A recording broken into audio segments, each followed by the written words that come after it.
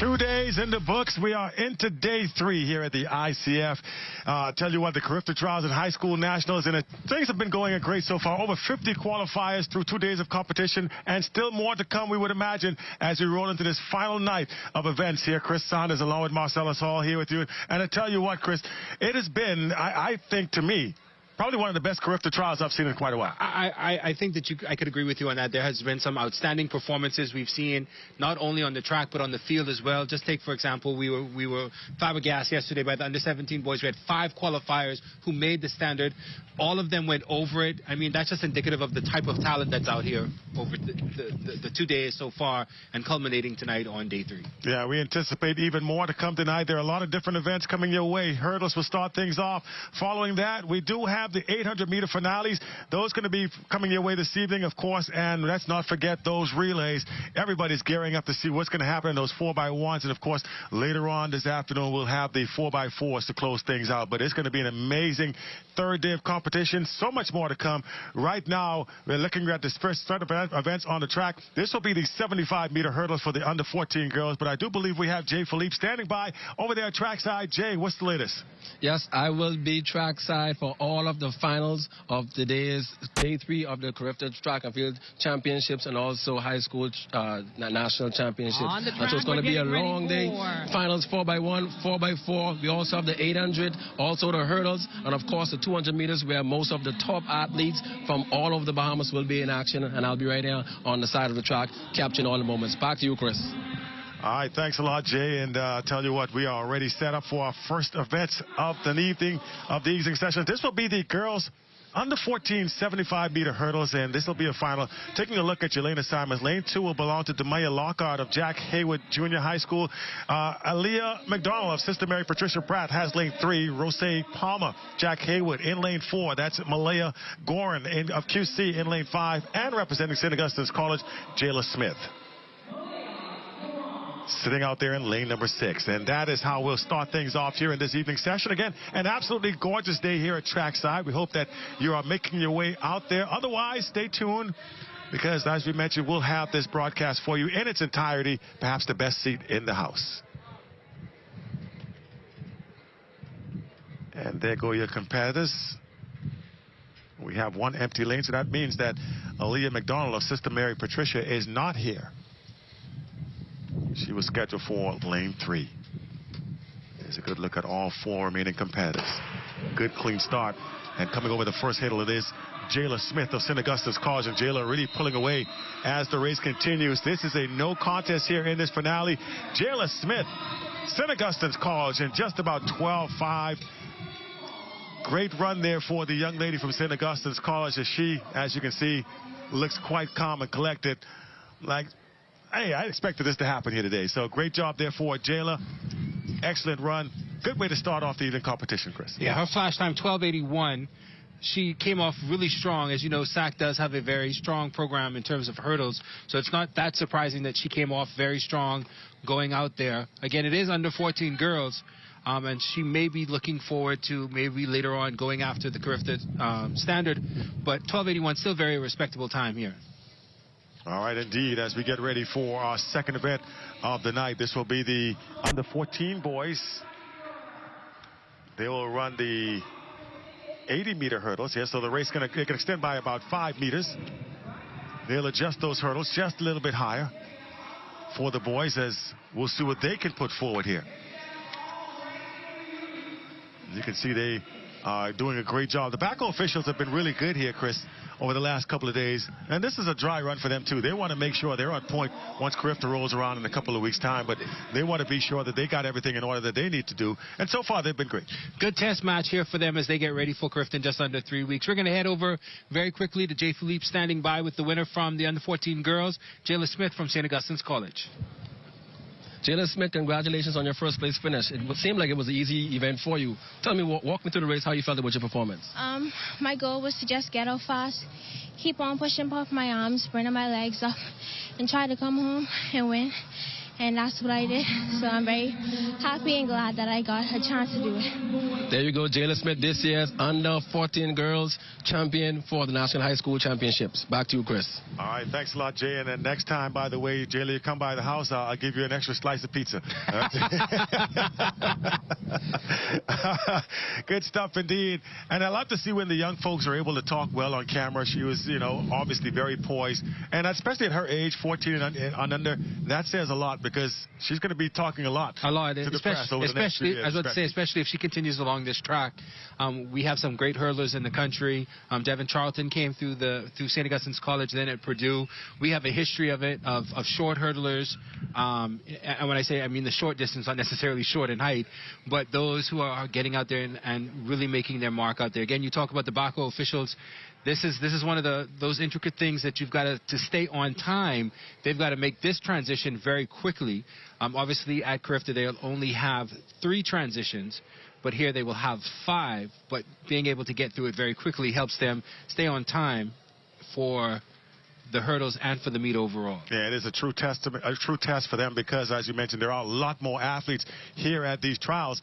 And, of course, because of the combination between that trials and the high school nationals, then they will definitely have to deal with right around 600 athletes or so will be here for CARIFTA, a total of 1,500 plus for these trials. So yeah, that's a lot of difference when you think about it. And then, of course, because we have added an extra element with the National High School Championships, and then integrating the under-14 division does put that extra added burden on the officials to get out there and to do their best to move on and keep the meet moving. We did start a few minutes late. I don't know if that was a technical issue or a practical issue, but they're surely going to hope to catch back up with some time, and if they're going to catch any time back up, it's going to be in this transition right here in the hurdles. And speaking of time, while we have some time, let's take you back to this morning where we had some great events earlier on in the day. Let's take a look at some of those highlights.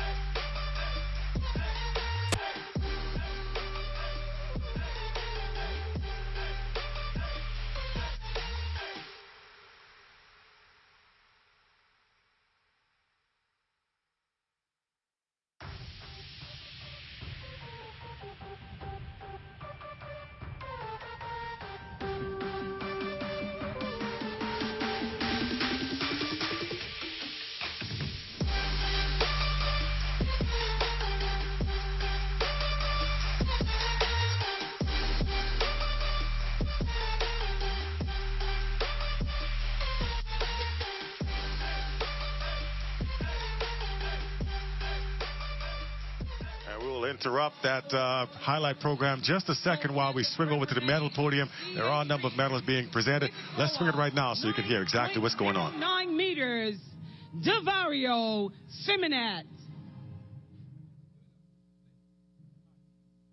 Congratulations to all of our medalists in the shot put boys under 14.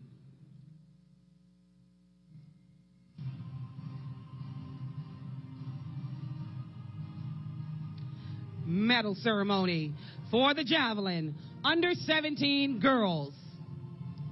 Presenting the medals, the Minister of Youth, Sports and Culture, the Honorable Mario Boleg.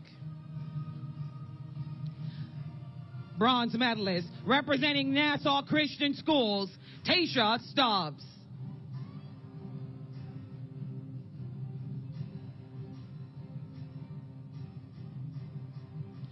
Silver medalist representing St. Augustine's College, Diore Scott.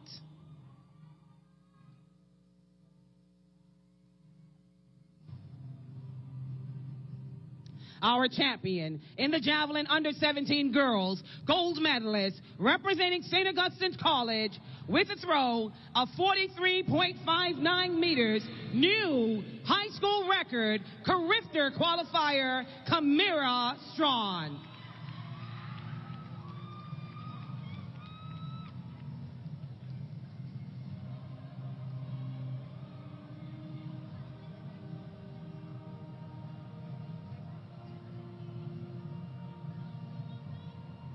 Medal ceremony.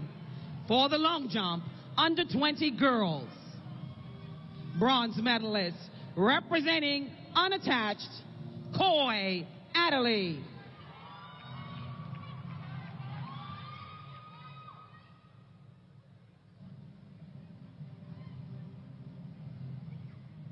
Your silver medalist, representing St. Augustine's College, April Adderley.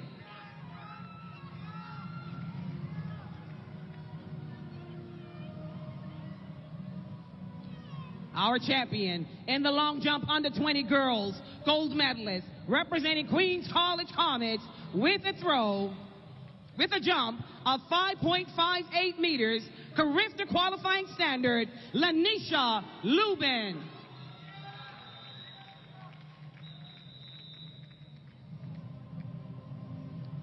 Medal ceremony for the javelin under 14 girls. Bronze medalist, representing Queens College Comets, Elizabeth Prosper.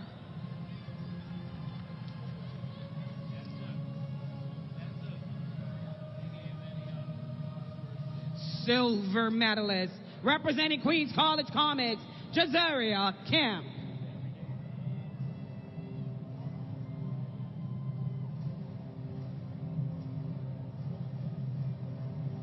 Our champion in the javelin under 14 girls, gold medalist, representing AF Adderley Tigers, with a throw of 16.71 meters, Renee Evans.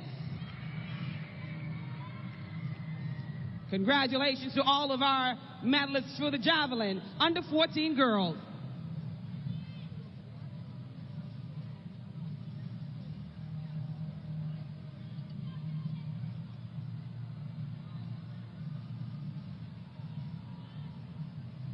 On the track, we're getting ready for the finals of the under 14 boys 80-meter hurdles. National high school qualification, 13 seconds flat. Here are your finalists.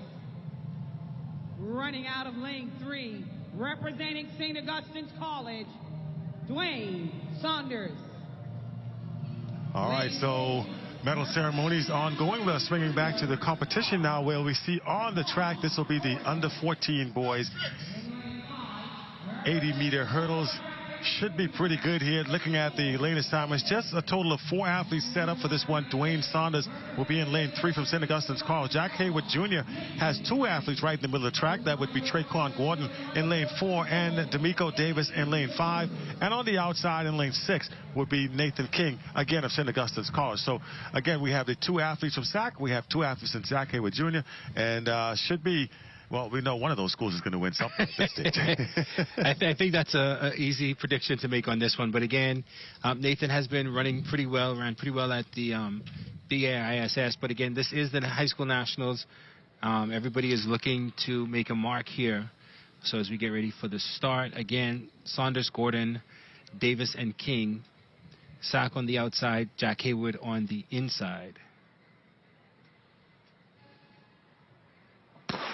And we have a false start right there. I can tell that looks like the young man from St. Augustine's. No, that's Jack Haywood. It looked like it was Gordon from Jack Haywood. Yeah, right there in lane number 4. And looked like he went just a bit early. And we'll see whether or not the disqualification comes into effect. Traquan Gordon is the athlete they're looking at. And they'll go over and discuss things here. Don't want to disqualify somebody unless it's completely unavoidable. I can tell you whose heart is beating right now. I know, right? I think, too, the discussion, it looked clear for us, but the discussion may be, was the hold at set too long, and he lost focus? That may be the discussion that they're having at this point, because it did seem a little bit long, the hold. So Traquan Gordon right there in the middle.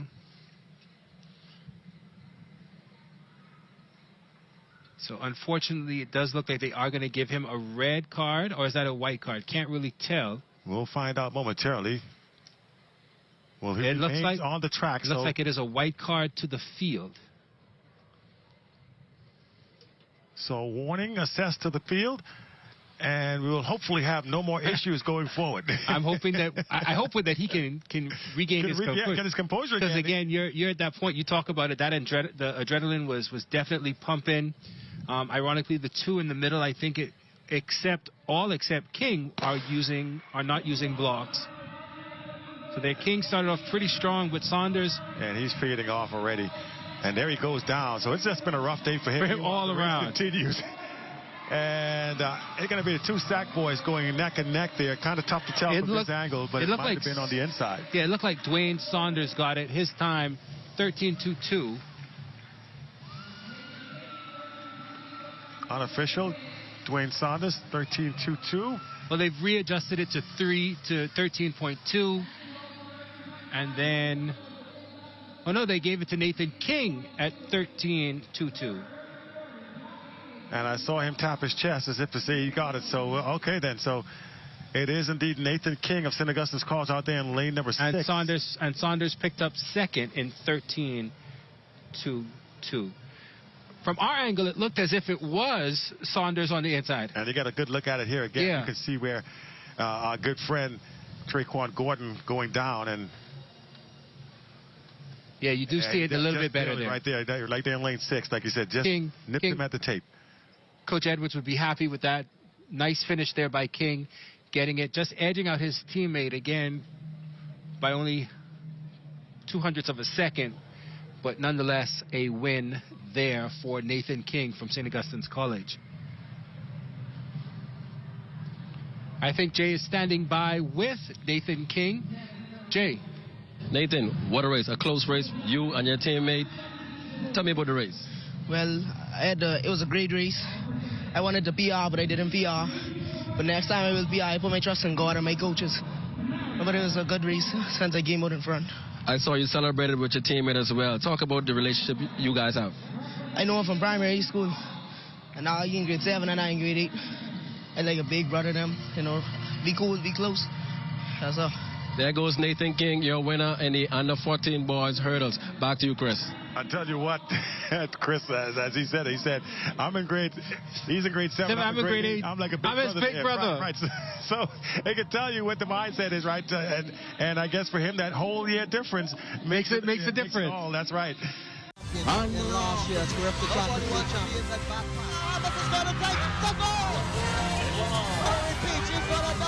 The games, and for the first time, moves up to clearing 6'20" boys division, Emmett Higgins. Earlier, Vanetta Roll had picked up the silver medal for the Bahamas in the under-7. They're off. 2 laps. Once again, the first 100 will be run in the lanes, and then they will break for the Steiger.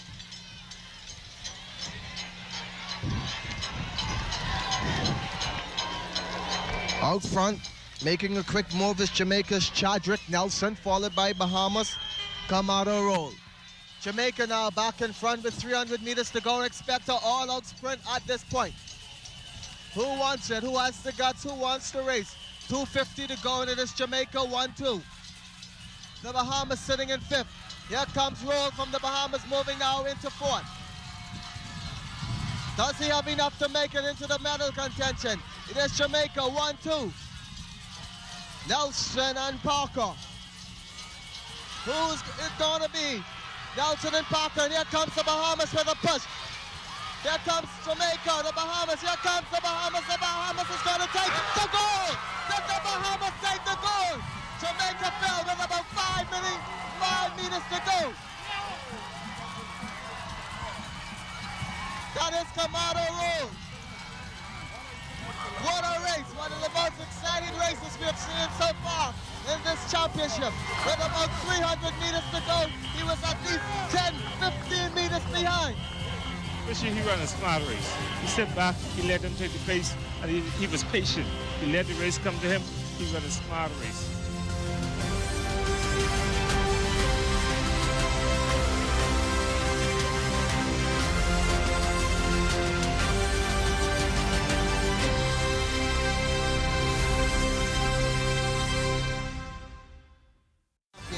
Last year's CARIFTA Championship. Bahamas is going to take the goal.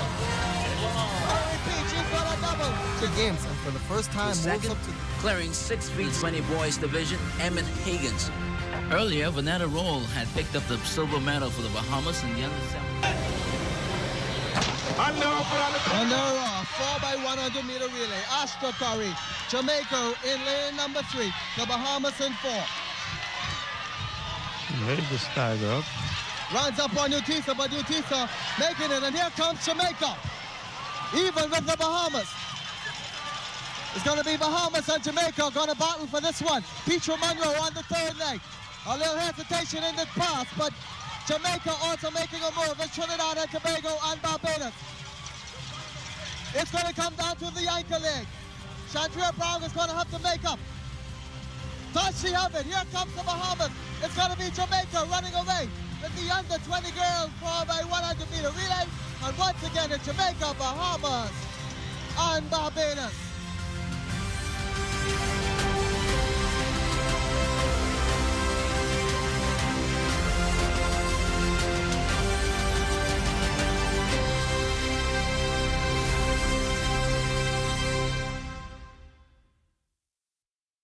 In last year's CARIFTA Championship. Bahamas is going to take the goal. Mary Peach is going to double. The games, and for the first time, moves Second, up to clearing 6 feet 20 boys division, Emmett Higgins. Earlier, Vanetta Roll had picked up the silver medal for the Bahamas in the under-17. Meantime, on the track, Jamaica was beginning to assert its dominance in the track competition, winning here the Open 1500.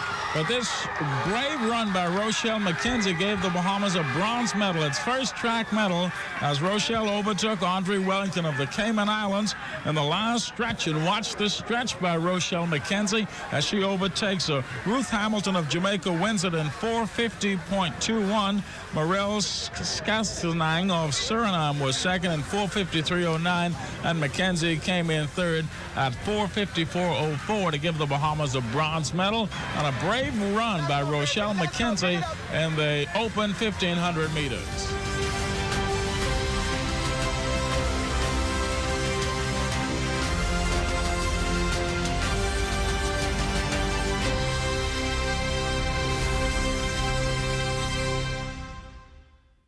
So let's head quickly over to the medal ceremonies as they are presenting medals from early in the competition. And I do believe that's the Minister of Youth, Sports and Culture, the Honorable Mario Boleg, over there presenting medals.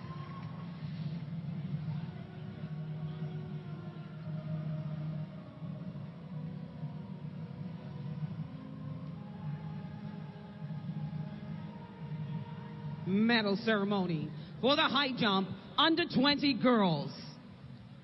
Bronze medalist representing Study Hall, Kyle Gray.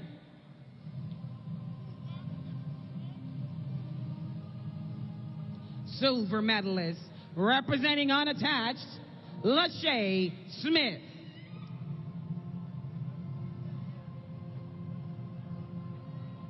Our champion in the high jump under 20 girls, gold medalist competing unattached with a jump of 1.59 meters, Coy Adderley. Congratulations to all of our medalists in the high jump under 20 girls.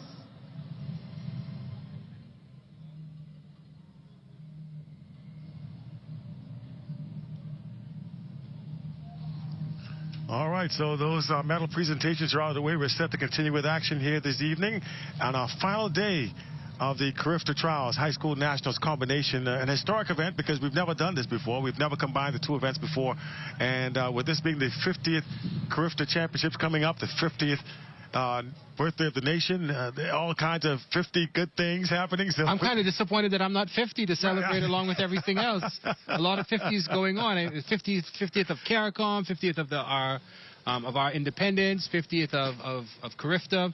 A lot going on, and like Ricardo Lightbourne pointed out yesterday, this really bodes well for our Family Island students, student athletes from Grand Bahama, because it does cut down on costs for them. Yes. For us here in New Providence, it's a drive around the corner. For them, it's a get on a plane.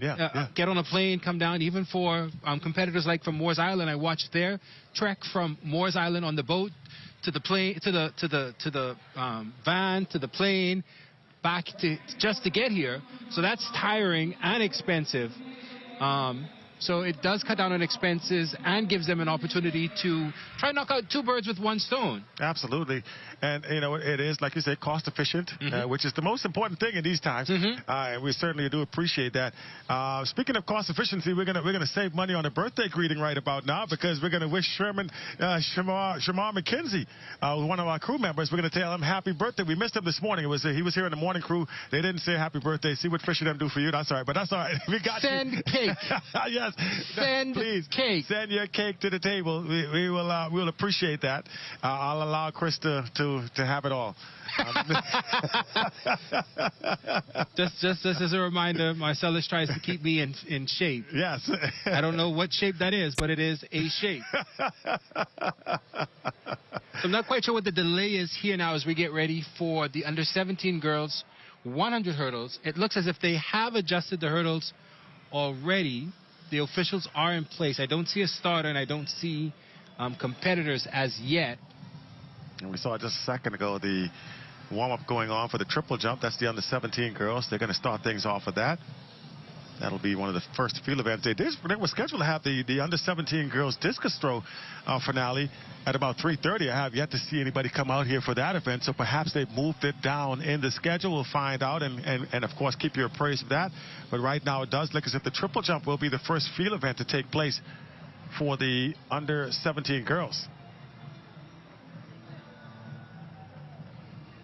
Under-17s will go for the hurdles. That's a nice view of the stadium. Nice shot of the Thomas A. Robinson National Stadium here on New Providence. But we can never forget about our Grand Bahama athletes. Let's take a look at one of them competing here this weekend.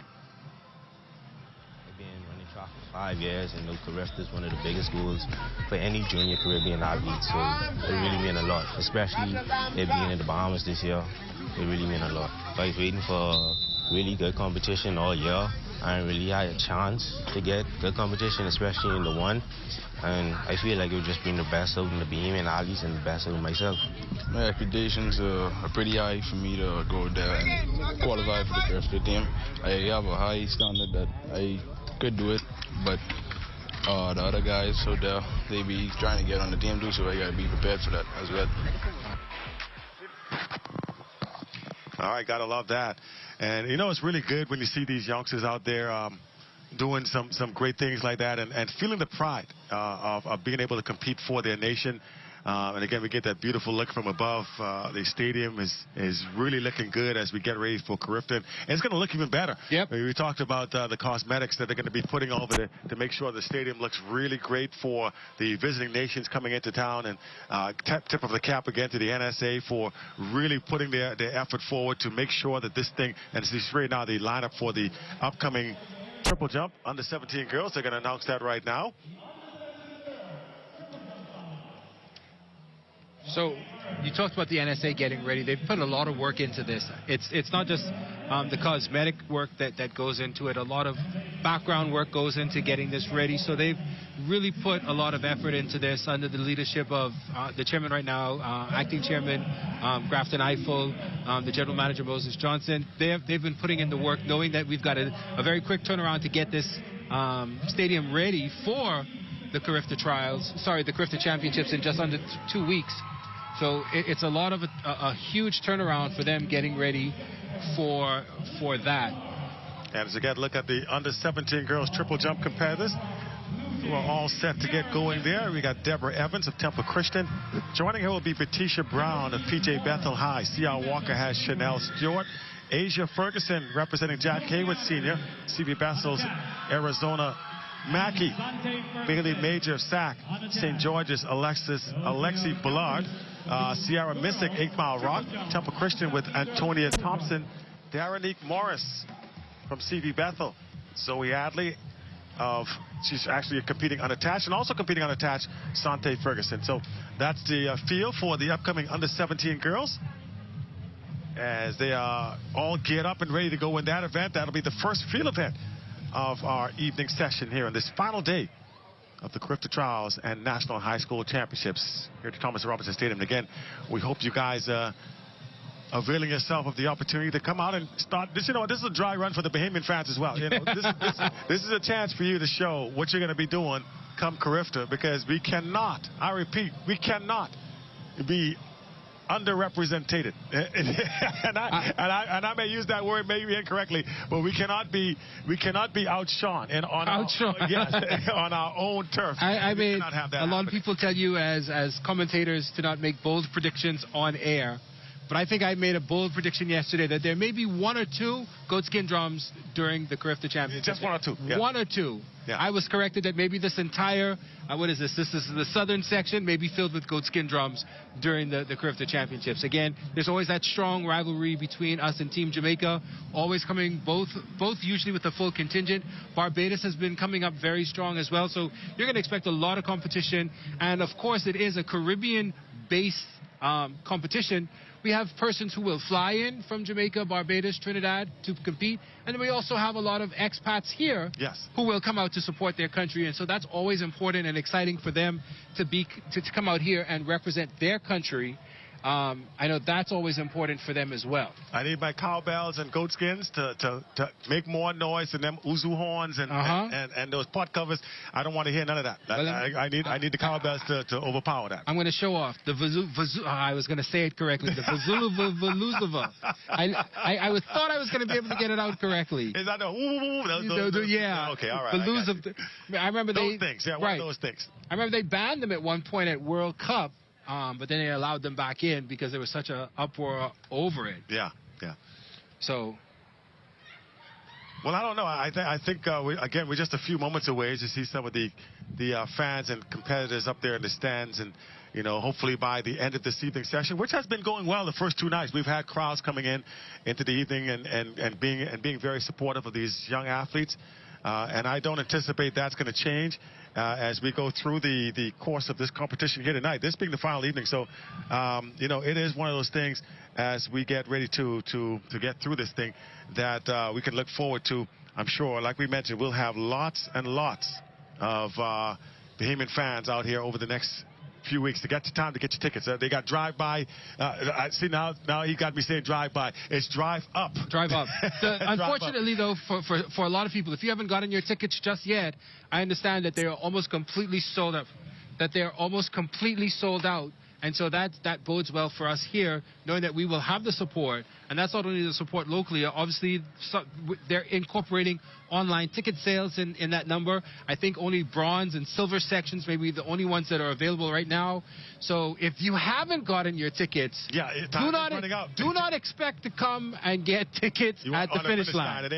Do not expect that. Those went, I'm presuming, very quickly. Those are always hot sellers. That's where everybody wants to be, at the finish line in the grandstand there on the western side. I think the eastern side is still available for the 3 days. But again, you may just want to be in the stadium during that time. So that's always an exciting time. Like I said, I understand that I think only silver and bronze, and maybe somebody from the LOC can confirm that, but I think it is only silver and bronze sections that are still open. All right, we'll find out more and get that information to you a little bit later on during our broadcast. Meanwhile, we're joined here in the set by a lovely lady, Elvisa Thompson-Toot. I hope I have that right. Did I pronounce that right? Elvisa. Elvisa. All right, so that's close enough. Well, that's easy to say because it's not my name I'm butchering up, right? So there you go, Elvisa. And thank you for joining us now. Elvisa, I understand you used to be a pretty good triple jumper your own self. Is that right? I used to be, yes. Oh, all right.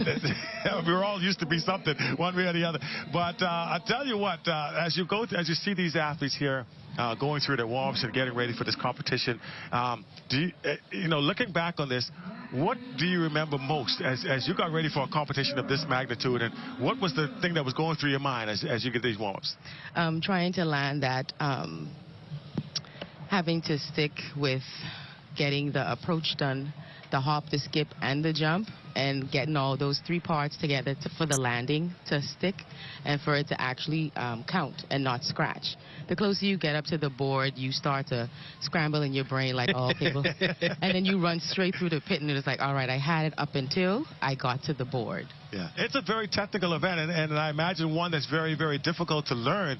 What was the toughest thing about it, as you recall? Well, the toughest is about letting everybody down, because they're looking forward to, like, all right, she's going to get it, she's going to get it. But in my head, you're worrying about and carrying that weight of, oh, I got everybody watching me.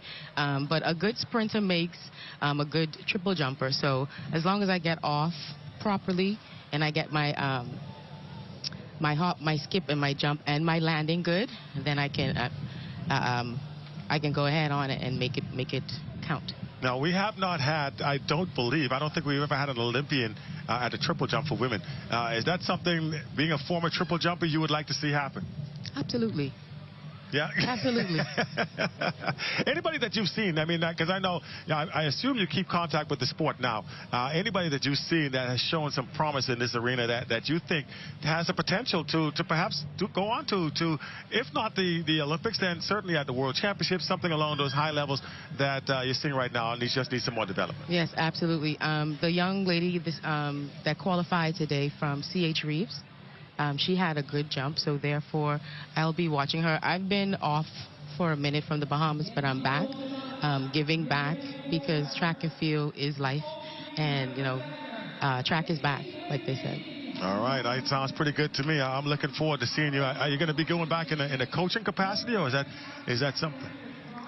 Is that something that you're looking forward to doing? And when you say giving back, are you going to be doing it from a coaching perspective? Wherever they need me most.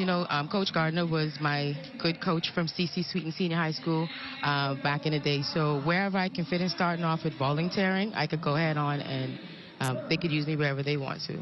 Going down the runway for her first jump of the competition, that is competitor number 2 and 5, Chanel Stewart of C.R. Walker.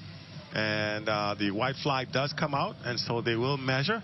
And we are officially underway with Ms. Toots' favorite event. Triple jump. That is correct. That is correct. Absolutely good stuff.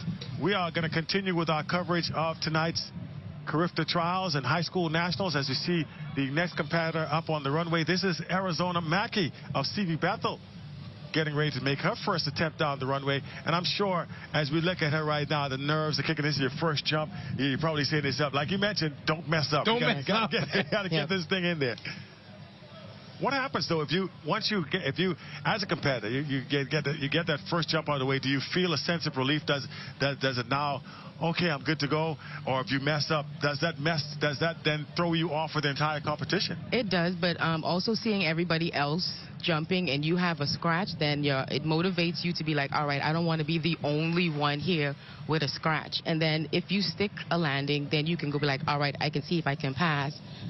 Use this to be like, all right, I'll see if I can jump past that. All right. So there you have it, right from a triple jumper. You know what the mindset is. She was once one of these young ladies right here on that track trying to stick a landing, if you will. Yes. Don't mess up. Don't mess up. Don't mess up. Don't mess up. You tell yourself that all the way down the right. Don't mess up. Don't mess up. Don't mess up. Until you hit that board. And still waiting for our second competitor. The young lady from CV Bethel here.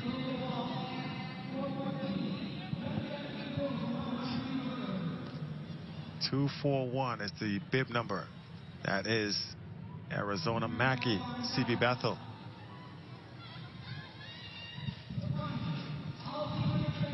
Mackey trying to collect her thoughts, just waiting for the go-ahead from the officials, I would imagine. How much time do they have before they actually have to make the jump attempt? I think mine was many moons ago, so there's a lot of things that have changed. In that time? I've watched them get out of the pit, and I'm like, we never was able to do that. We would get rectified for it. But the officials give you a flag for go-ahead, and I think there's a countdown. Like there's the flag right there, and they pulled it up, so that's her go. That's an indication to get down the runway. Looks like that's going to be a scratch. Yeah. As soon as she hit that board, that foot was well over the board, so she realized that perhaps decided to save the energy. So it'll be a scratch on the first attempt there for Arizona Mackey at CV Bethel. Last year's CARIFTA Championship World Champions at back. This is going to take the goal. She's got a double. The games, and for the first time, moves up to clearing 6 feet 20 boys division, Emmett Higgins. Earlier, Vanetta Roll had picked up the silver medal for the Bahamas in the finish of the boys under 17 400-meter final event. And as you will see as they come around the turn, it's Jamaica all the way. The Bahamas fighting for a medal and will get a medal in this. A bronze will be turned in by Renwood Wells. But Jamaica gets 1 and 2. Barrington Campbell wins the gold. Paul Campbell wins the silver. And Wells takes the bronze for the Bahamas in this particular event, the 400 meters for boys under 17.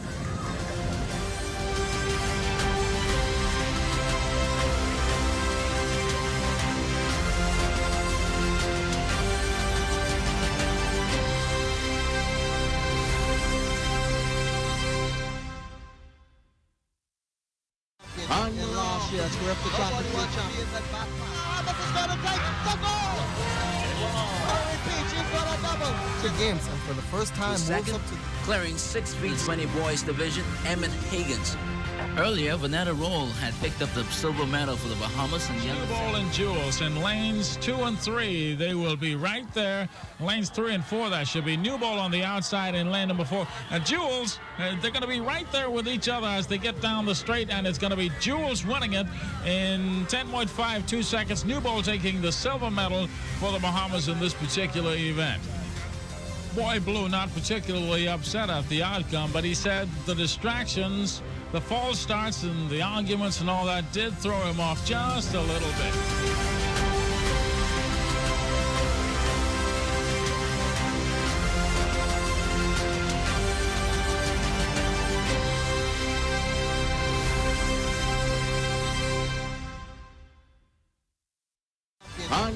Yes, we're up to champions at back. Bahamas is going to take the goal. Repeat, she's got a double. 2 games, and for the first time, moves up to clearing 6 feet 20 boys division, Emmett Higgins. Earlier, Vanetta Roll had picked up the silver medal for the Bahamas in the under 17. They did have something to cheer about, though, in the girls under 20 100-meter finals, as Sheena Stirrup in lane 3 here will come through with a silver medal performance. Jillian Ford of Trinidad's going to win this race in 11.4 seconds, but Sheena Stirrup, watch her hands go up when she screams there at the end as she knocks off the lady from Jamaica, Laurel Johnson of Jamaica, finishing 3rd in 11.9 seconds. Sheena's time 11.8 seconds, and she is ecstatic about finishing 2nd and beating the Jamaican especially. I'm surprised to know that this is my first year under 20 and that I just could come and come 2nd. I'm so happy.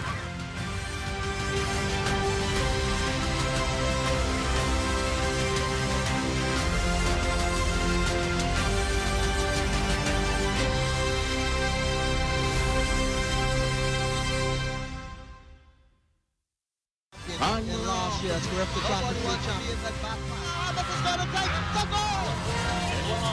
Repeat, she's got a double. 2 games, and for the first time, moves up to clearing 6 feet 20 boys division, Emmett Higgins. Earlier, Vanetta Roll had picked up the silver medal for the Bahamas in the under 17. This is the young lady here taking off the jacket that would give the Bahamas its first gold medal in the 1986 CARIFTA Games. Natasha Brown, representing the Bahamas in the girls under 20 long jump, did a best jump in the meet, 18 feet 6 inches right here for Natasha Brown, and she took the gold medal with this particular jump. She beat out Lynn-May Tuzo of Bermuda and Violet Malcolm of Jamaica to take the gold medal for Natasha Brown. I feel great since winning the first gold for the Bahamas.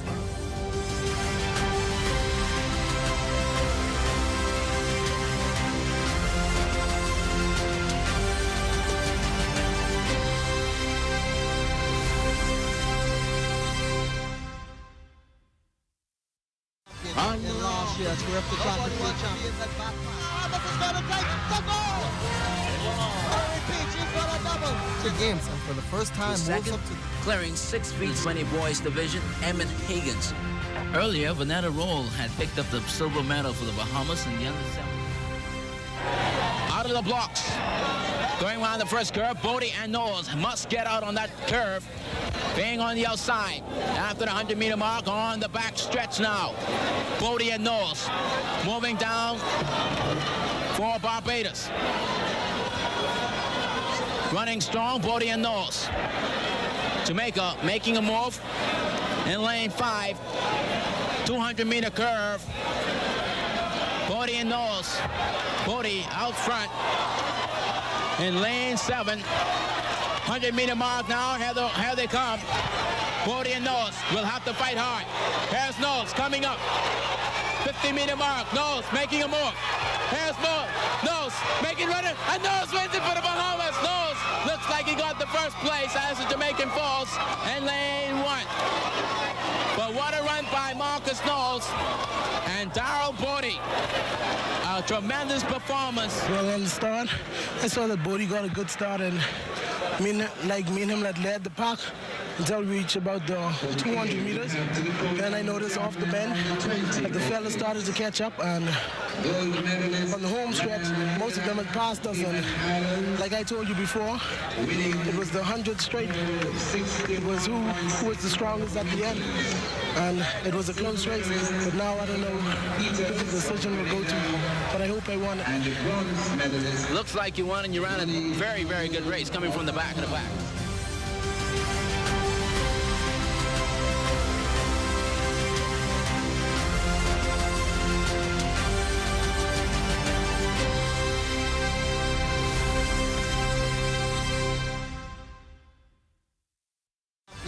Last year's CARIFTA championship. Bahamas is going to take the goal.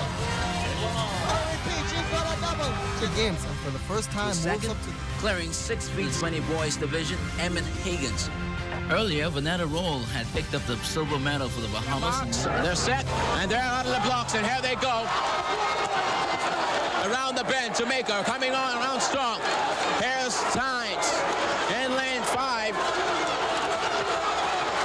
100-meter mark is Jamaica. Tynes pushing strong.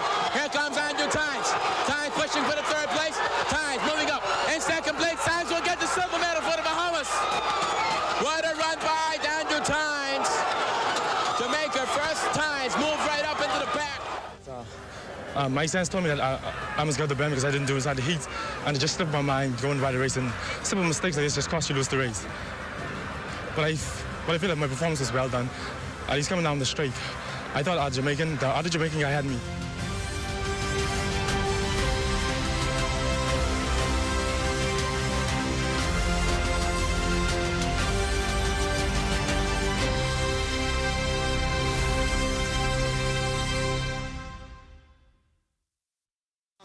in last year's CARIFTA championship. Bahamas is going to take the goal. I repeat, she's got a double. 2 games, and for the first time, moves up to the... Clearing 6 feet 20 boys division, Emmett Higgins. Earlier, Vanetta Roll had picked up the silver medal for the Bahamas in the under-17. And they're off. 4x100-meter relay. And just like the Bahamas and the under-17 girls, Tyrone Sawyer making up the stagger, but Jamaica also out there. Here's Lightning Bolt on the second leg. The Bahamas in second, Jamaica leading. Grenada in third. The Turks and Caicos in fourth. Here comes the Bahamas and Jamaica. Jamaica out front. On the third leg, Arthur Spencer for the Bahamas. On the anchor leg, Jamaica, Bahamas. Once again, it's going to be Jamaica. Let's see if the Bahamas can make up some ground. Here comes Delano Coakley. It's going to be Jamaica running away with the under-17. Bahamas picks up the silver, and the bronze will go to Grenada.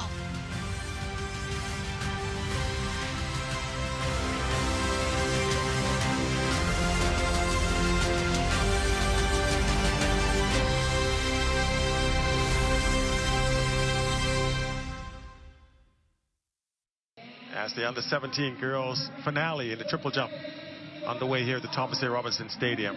And flashing back to the activities on the track now, we are ready to continue with our next event on the schedule. They have the block set up.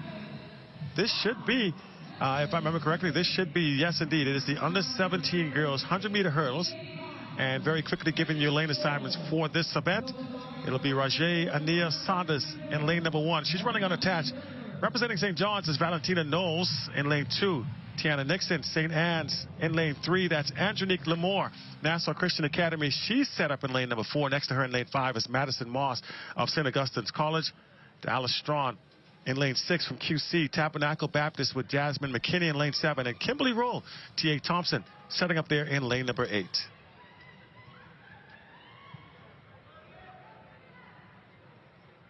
You can see the shadows right about halfway across the track. Some in the light, some in the dark.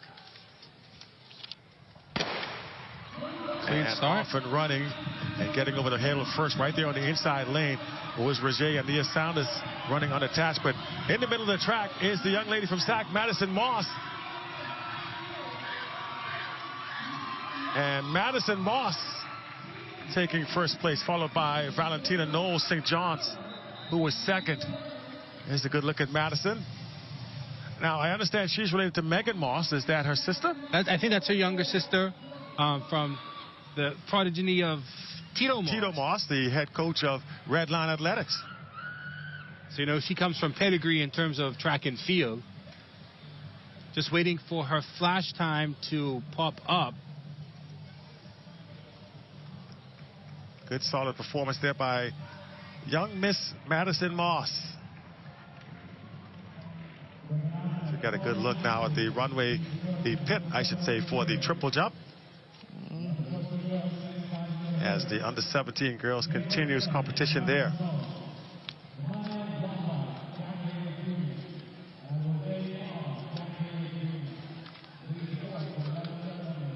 Just underway with our evening session. And right there you get a good look.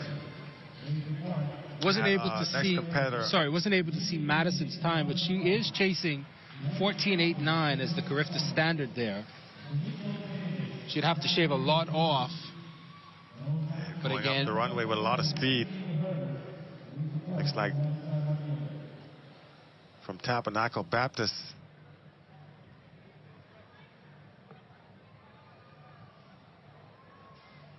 So Jay is standing by with Madison, who just picked up that win in the under-17 girls 1 hurdles. Jay.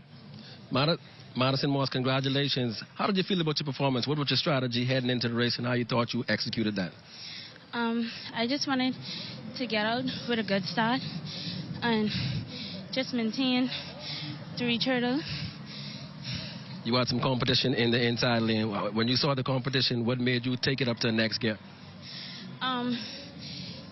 I wasn't really nothing to it. I just knew I had to focus on my race. And once I did that, I was fine. There you go, Madison Moss, this year's national champion in the under-17 girls 100 meters. Back to you, Chris. And we saw Madison come across the finish line cool, composed, and obviously well prepared for what she had to do here this evening. And we'll see whether or not the white flag goes up for, it looks like, from CV Bethel. That would be Darrenique Morris making her attempt, and they have indeed pulled out the measuring tape. So can that move?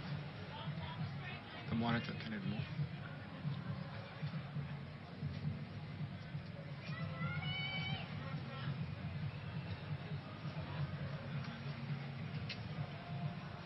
it's a tough job, you know, making sure you get everything all in order and right, and that is why, again, it's very important for these backhoe officials. It's no easy task, and sometimes they get overlooked. Yeah. The amount of work and effort they have to put in to make sure a meet like this runs smoothly. Make sure, because these results matter so much to all the competitors, and it's a great thing to be able to make sure at the end of the day that you get everything as it should be. Here is Zoe Adley running jumping unattached.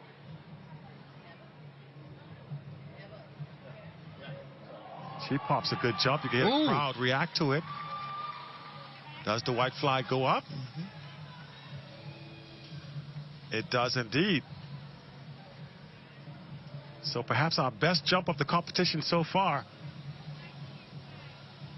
I suspect that the markers that they have out there are at 11.42, which is the CARIFTA qualifying standard. You're talking about the cone? The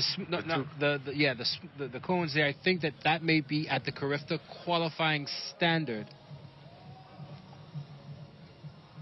In which case, she just popped off what would appear to be then unofficially a CARIFTA qualifying jump. So we'll see. We'll see. But again, you got the reaction from the crowd on that. So maybe that is what they are going after. Well, here comes another of our young ladies coming down the track in the under-17.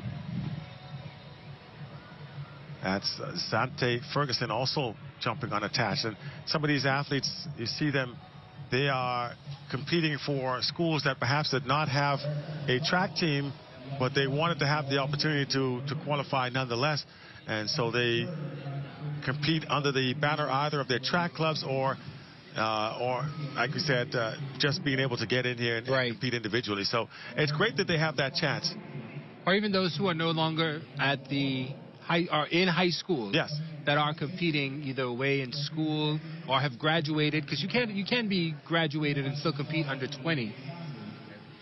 So I have a question. When you're looking at getting at an event like this, when you know the distance that you have to go to, how does that play in your head? You watch the player ahead of you, and you try to beat your personal best, but you just do your best. And even though if you scratch and you're kind of down about it, just stick every jump. Stick every jump. Well, that is Deborah Evans of Temple Christian, whom we just saw come down the runway. And we get a good look there at the athletes setting up their blocks for the next race on the track, which will be the under 20 girls. Under 20 girls, 100-meter hurdles up next. There is another competitor here in the triple jump.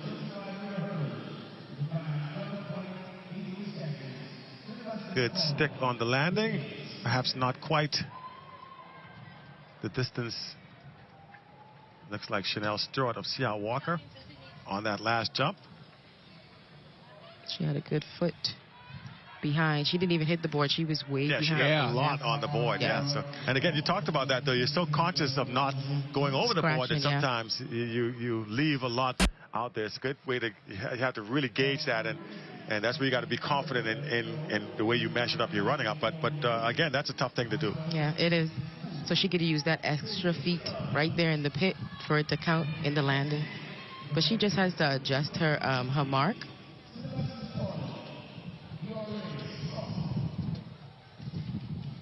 Stepping back onto the runway now. This competitor, Arizona Mackey. Yeah, Miss Mackey going down for her second over. That's definitely a scratch there. And she knew it right away. You can see. Yeah. Like she got flustered at the scratch, still tried to attempt to finish, and then realized. Decided midway, you know what? Yeah.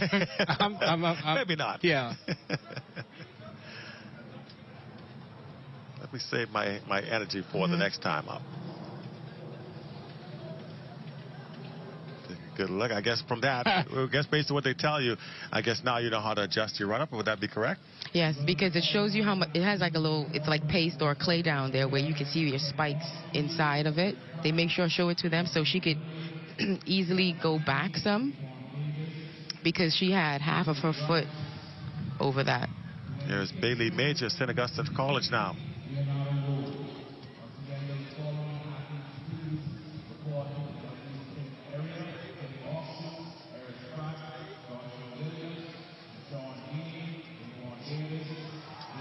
Again, the crowd reacting as Bailey apparently goes over what we think is the CARIFTA standard for the under-17 girls triple jump. And she hit the board really well on that. She did. Yeah, her run-up and everything was, her approach was very good. Yeah.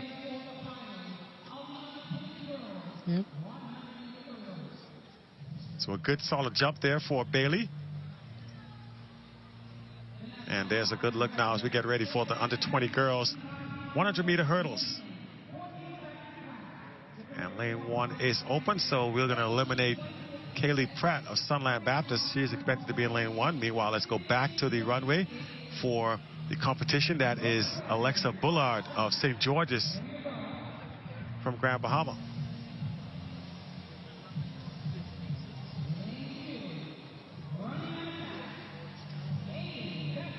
Well, at least she fell forward and not backwards. That's one of those things, too, you have to teach those young jumpers. Yeah. Lean forward, because wherever your hands stop in the back, that's where they're going to mark. You don't want that. So quickly, let's give you your lane assignments for what's up ahead. This is the under 20 girls, 100-meter hurdles. In lane number 2, running unattached, is Aiden Bethany Bullitt. QC has Kenise Major in lane 3. Ivanise Charlton, Sia Walker in lane 4. Janae Pinder, Sunland Baptist, sets up in lane 5. Next to her is Kayla Cambridge running unattached in lane 6 with Dakota Culmer, Anatole Rogers in 7. And that is Devondra Sands running unattached in lane number 8. These young ladies are chasing 4.66 as the CARIFTA qualifier. Unless it's a misprint, it seems as if Ivanise Charlton from Sia Walker has already surpassed that at 12.62. And she is already, as we say, she you can tell right away. She was trying to measure those steps. Killed all of her momentum coming toward the runway there.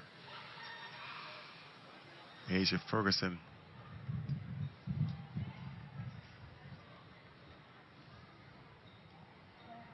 And they are down in the blocks. Off and running over the first set of hurdles right there in the middle of the track is where the race is concentrated at the moment. And you talked about the young lady who is already qualified from Sia Walker, Ivanise Charlton. She is in control at the moment, but here comes a challenge on the inside. Oh, nip and tuck at the line. Looked like Kenise Major of QC came on strong at the end. But Ivanise Charlton did have the lead for most of this race, right until the final 5 meters or so.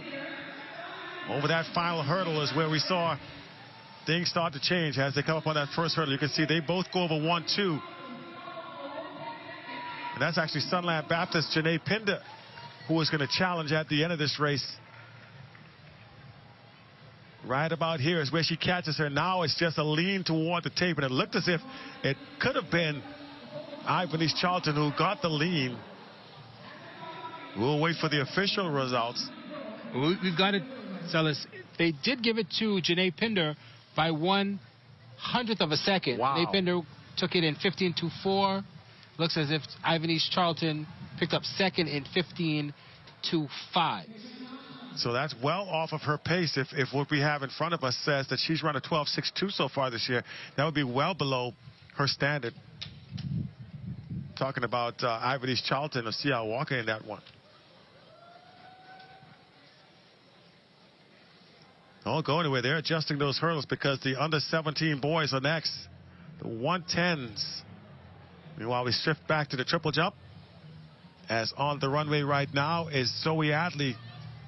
Adley, who popped off a nice jump the last time we saw her, does so again. And again, the crowd reacting. Good job. And she continues to jump well in this competition. The under 17 girls have been competitive to this stage. We've seen a couple of jumpers been able to get some good leaps in. Again, we cannot give you, we'll try to find out what those distances are at some stage of the competition. But by our astute observation here, we do believe that that orange cone represents what we think is the qualification standard. If so, we've had 2 jumpers go beyond that so far in the competition. We're going to head over very quickly with Jay Philippe, who's standing by with Janae Pinder from Sunland Baptist, who picked up the win. Jay. Janae Pinder, 15.24 seconds. How do you feel about your performance? First of all, I just want to thank God for the win. I feel very good, and I know it's not my best, but give God thanks. Coming into this race, was it your expectations to be able to walk away as a national champion under 20 girls? Well, coming in the race, I just stayed out of the ghettos, go fast between the hurdles, and just gave it all I have.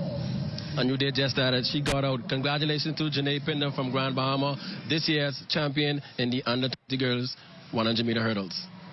All right, very good. And, congratulations to the young ladies. Sometimes we've been so concentrated on the fact that these are the CARIFTA trials as well that we sometimes forget these are running for high school national championships. So even though she may not have made the CARIFTA standard, she still, however, gets the opportunity to say, I'm a national champion. I did so in 2023, and I did so in New Province, and I beat out none other than Ivanese Charlton. So that is something she will look back on it with fond memories as a national champion in the under 17 girls. Under 20 girls, sorry, that is the under 20 girls. 100-meter hurdles. Meanwhile, let's take a look back to the triple jump, where the young lady from Temple Christian is back at it again. Antonia Thompson.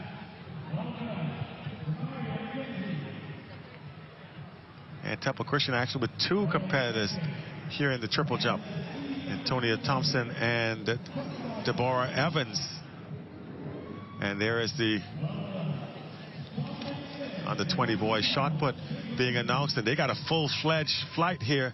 A total of 24 athletes all set to compete. You can see they're all on your screen. There are a whole slew of them. DeCario, McKenzie, Prescott Stubbs, Adon Bethel, Dominic Sims, Robert Deal, Christian Mondesir, Lamont Cross, Dylan Burrows, Sile Toot, Tamaro Petty, Joan Mose, Charles Culmer, DeVillis Delva, Timothy Davis, Danaj Kelly, Daniel Joseph, Preston McCoy, Nicholas Bell, Latrell Clark, Jamal Burrows, Jethro Baptiste, Zion Evans, Evanaris Augustin, and Nathaniel McCarty. And there you have it, all 24 of them. We got to take a commercial break after all those names, but I tell you what, that is, we got a full slate of athletes ready to go in this event, and we'll see. Hopefully somebody's going to crack the CARIFTA qualifying standard, maybe perhaps even more than one.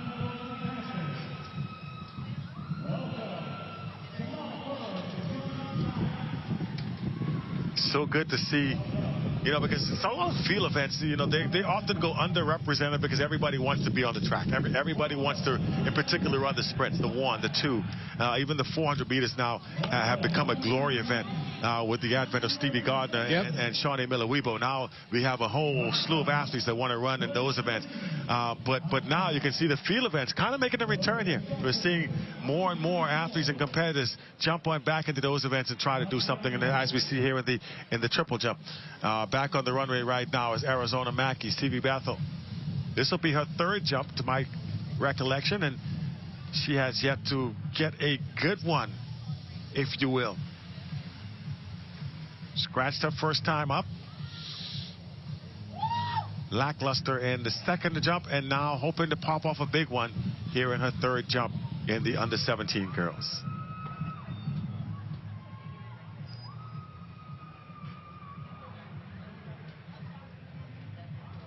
And again, she Love on that. You saw that 2nd phase there. She had the hop right.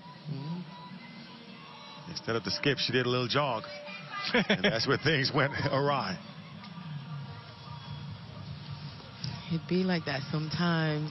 I know, right? That is, you know, as you say, it is one. Sometimes it's just not your day. Yeah. And you got to regroup. And well, the good thing about it is the competition's not quite over yet. So she maybe you only have to pop one good one. Am I right to advance? Yes. So if you can get one good one in, you do stay alive in the competition. Doesn't matter how you do on those first couple of jumps. Of course, you'd like to have the confidence of keep getting it done, but if you can do it, if you can get that one good jump in there, it's all that matters. Here is Bailey Major, St. Augustine's College, going for her 2nd try at it, and again, jumping very well. She seems to me like she can go a lot further on the board. She's not really stretching it out to give herself that little distance. Has the run-up pretty good. But again, just on that landing, I think she can really, and they're going to show her exactly where she messed up. But I thought everything is good for her, except as we saw the scratch. But I think at the end, she could kind of extend just a bit more and maybe give herself some more distance on the jump. Yeah, she'd have to move her tape further back from the runoff. That helps also. If you're overstepping, take a step back before you take off. And we are set to continue. Looks like Sia Walker.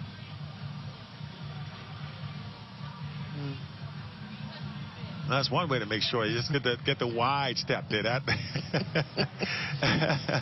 That'll keep you from going backwards. Exactly. That's Alexa Bullitt from St. George's, who were able to pop that jump there. Thank you very much, my crack production crew, for being on top of that.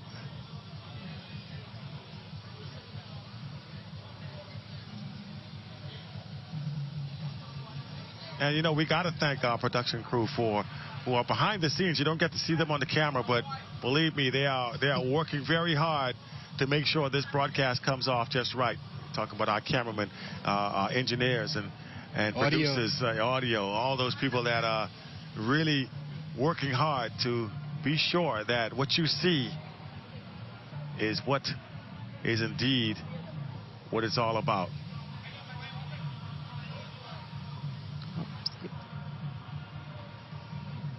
And as they will bring out the measuring stick there, 8 Mile Rock Sierra Mystic.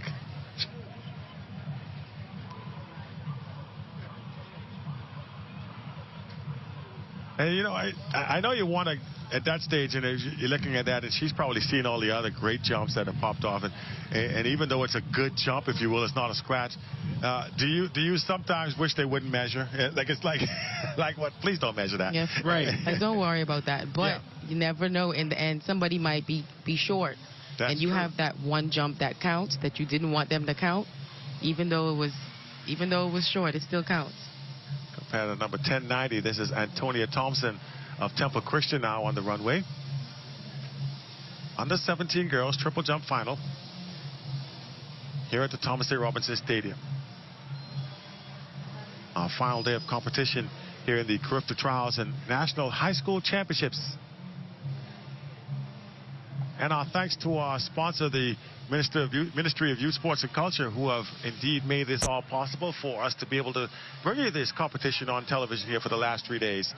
Without them, this would not be available to us, and you guys would not be able to keep abreast of what's going on unless you came down here to track. And obviously, we would wish that you did come down here, but seeing that you can't, this is certainly the place to be. But it also bodes well for the young athletes, because they want to see themselves. Their family wants to see them. Some of them are from the family islands. This may be the only opportunity for some of their family members on the islands to see them compete. Some who are from the family islands who live here on New Providence, their family back home are not going to be able to see them compete in person. So they get this opportunity here to be able to see them. And I think that that's what's important, because, again, you get to see some of the top athletes compete, and you can say to yourself that maybe that's what I want to be in the future. That's why we thought it was so important that they had the Invitational 100 and the 200, where you get to see some of our spectacular athletes like, not Stephen Gardner, Dirty compete. You see some of our other top athletes compete, to be able to say, I can do exactly what they do. And so you get that self-efficacy that comes about with being able to see them and to really move that forward. I got to write that down. Self-efficacy.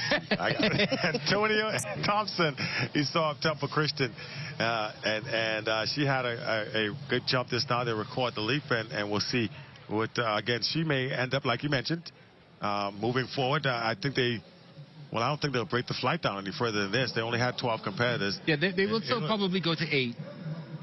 And then give 3 more. I think the rule said that they will get 8. But again, you talk about so many people watching, people who are at work. I know Kino Wong is watching online. A lot of people are watching online and watching at work. Shout out to those who are able to take their time out and get a chance to see us here, bring you these top athletes here in the country.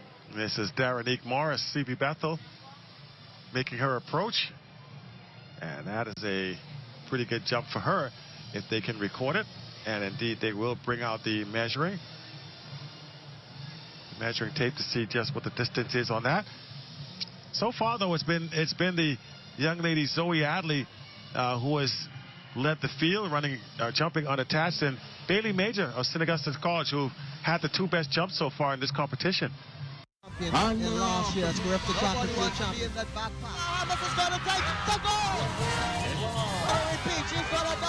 The games, and for the first time moves up to the clearing 6 feet 20 boys division, Emmett Higgins. Earlier, Vanetta Roll had picked up the silver medal for the Bahamas in the under 7. Tyrone Sawyer, the leading leg for the Bahamas. And it looks like they put another team in this, folks, out there in lane number 6. That appears to be St. Lucia. Turks and Caicos getting the confirmation. We're not on the official lineup, but they are in there. So 4 teams in the 4x4. Bahamas, Jamaica, Grenada, and the Turks and Caicos. Tyrone Sawyer at the 2:150 mark, putting the Bahamas in good position.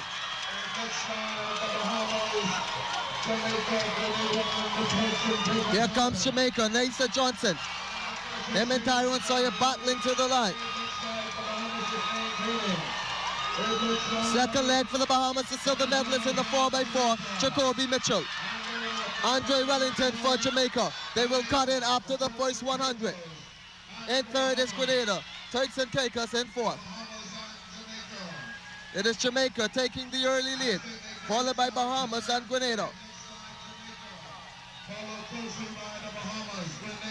Tyrone's run a 48 open leg. That was an excellent leg he ran. Jacoby Mitchell now making a move at the 150 mark.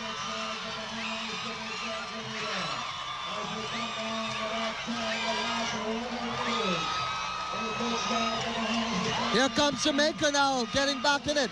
Watch out, you don't want to make sure you hold on to that baton. Arthur Spencer and Joseph Robinson, Jamaica and Bahamas, third leg.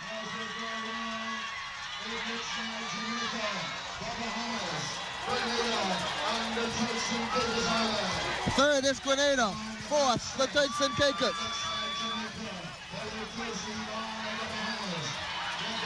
Arthur Spencer for the Bahamas, moving on the outside. Jamaica is not going to let him go far. He's going to try and make a move on the inside, but Arthur holds him up. This is going to be a great race on anchor because you know Jamaica has who they are calling Lightning Bolt. And here comes Arthur Spencer trying to give the Bahamas some kind of a lead to hold off Jamaica. But Jamaica slips right back in there.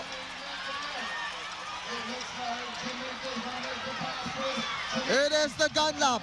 Usain Bolt for Jamaica. Ramada Road, the 800-meter champion. How much did that 800 run from behind take out of him?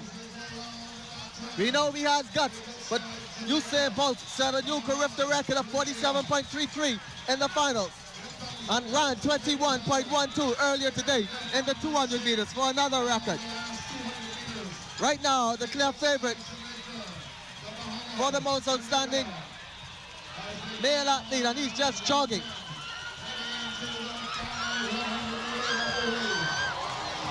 Here comes Jamaica, and there goes Bolt. There goes Bolt. There's another victory for Jamaica. The Bahamas will have to settle for second. And Grenada are third.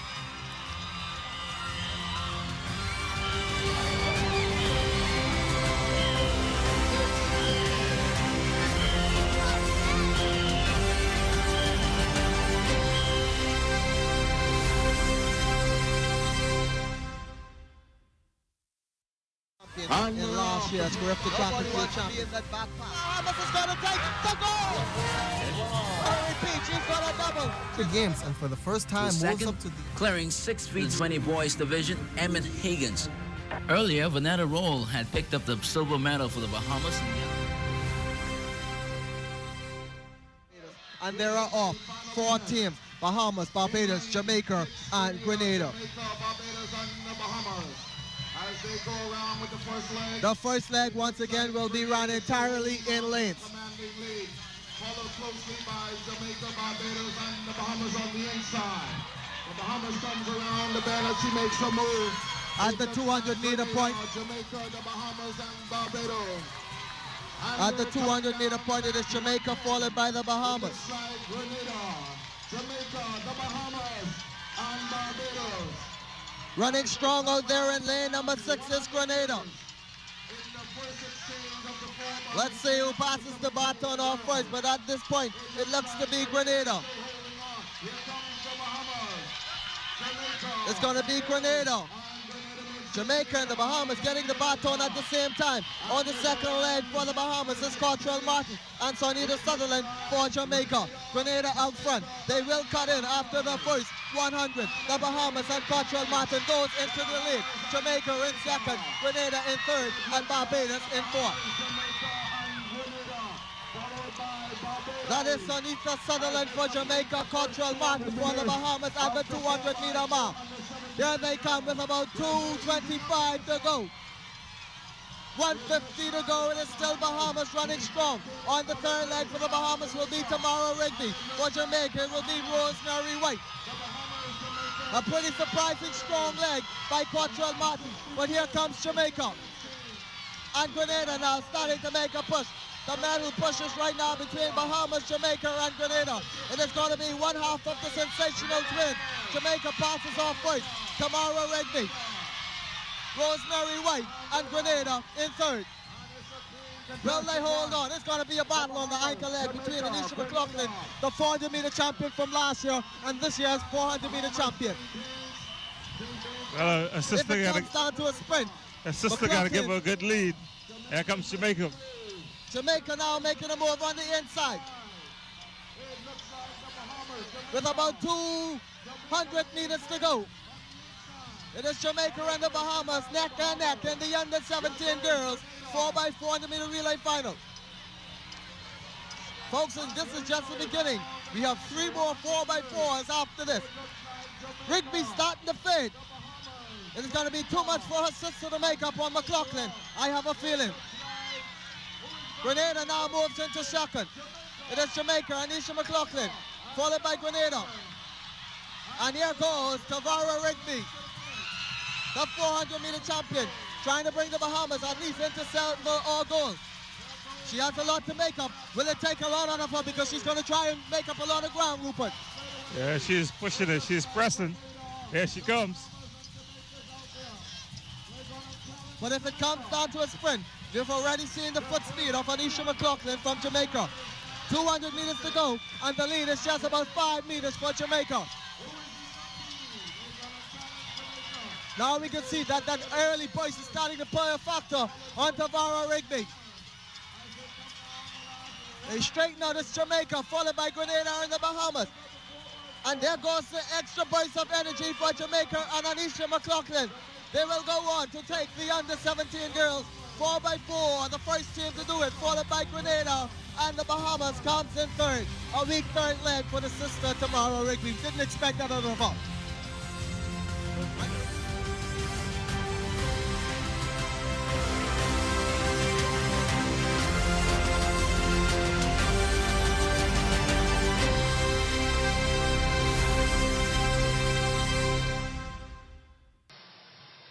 And again, if you've noticed, they're not only using the tape, they are also using the electronic device, testing that out as they get ready for full use of that during the CARIFTA Championships in just under 2 weeks. So I think that that's important to see that they are trying to use that. The one drawback that we do not have right now with them is that they do not have the on-site identifiers in terms of who is jumping, their positioning.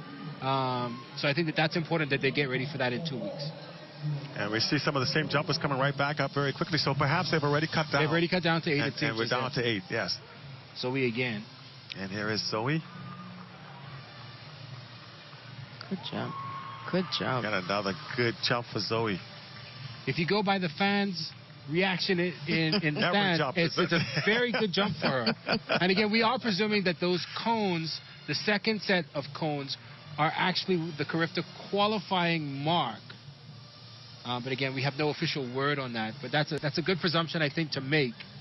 CARIFTA qualifying mark is 35.44 meters. Somebody gave me which is... Let's if they jump 35 meters, that would be... Oh, 11.42 that would meters. That would be phenomenal. You know what? As I'm saying, I was like, 34 meters. Man, that's a long way. That's a long way. So it's 11.42 meters. And I'll give you that in feet and inches because some of you may be like me, which is meters challenged.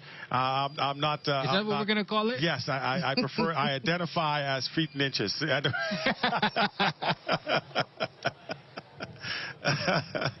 Yes, indeed. Yes, indeed. So that was just Shante Ferguson hitting the board really strong. So that is indeed the qualifying standard. If you want feet and inches, 37 feet 6 inches. Thanks to the mathematical astuteness of my calculator. Which would I was about to say, I don't think any of us were going to calculate that. Yeah, if I had to do it in my head, we'd be here a long time. Sorry, Lillian Hall, I know you were a math teacher, but I did not garner that from you. She may be mad at you for using a calculator. That's true. I was not allowed to. I was about to say, were you even allowed? My mother would very much would tell you, break out a pencil and paper and work it out. Calculators make you lazy is what I hear time and time again. Be that as it may, they invented them for a reason. For people like myself. This is true. I'm with you. There's a good look at the stadium as sun starts to set. Here on this beautiful Monday evening, it is the 27th of the month, am I right? 27th of the month. Which means we are just a few days shy. CARIFTA begins 10 days. In just about 10 days from now. Mark it on your calendar. Get your tickets now. Because they probably will not be available for you if you wait. You know, Bahamians like to wait till but again, match day. they are available online and in person. Yes. So, like I said, that was about 2 days ago when they said that they only had the silver and bronze sections available. If you want to be here, that's what you're going to have to deal with. If not, you're going to have to make sure check it out online. And I think silver is actually still very good. Yeah. The gold tickets are obviously the ones on the finish line, and those are usually the first ones to get sold. People don't waste any time getting those, and hopefully they blocked out quite a few of them for the locals, because I know who was trying to buy those right out of the bat. And it was online, so there wasn't any. That's right. They weren't able to, unless they didn't put some online. That could be the saving grace. The boys 110 hurdles are coming up next. The under 17 boys. See the youngsters there setting up the blocks, and we didn't see this in the morning sessions, especially when they had so many competitors, and with good reason, because of the fact that it would have taken a mighty long time. You see these athletes got to set those blocks up, and that would have made the sessions too long. So for the sake of speed, they ran without blocks in the opening rounds, and now as we get set for the finals here, they allow them to get into those blocks and get a feel for the way it will be for CARIFTA.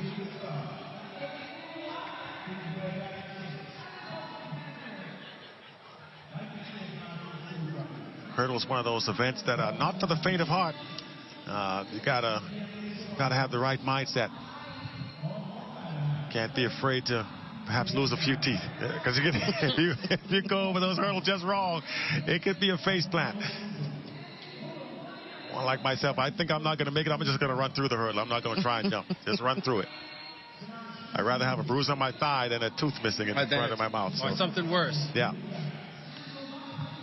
But again, you admire, again, the technique, the amount of work that goes into it, the precision of this event, understanding the run-ups and being able to time usually 8-9 steps before you hit a hurdle, and another 8-9 steps, or whatever it is that they work out to make sure that they have their timing just right.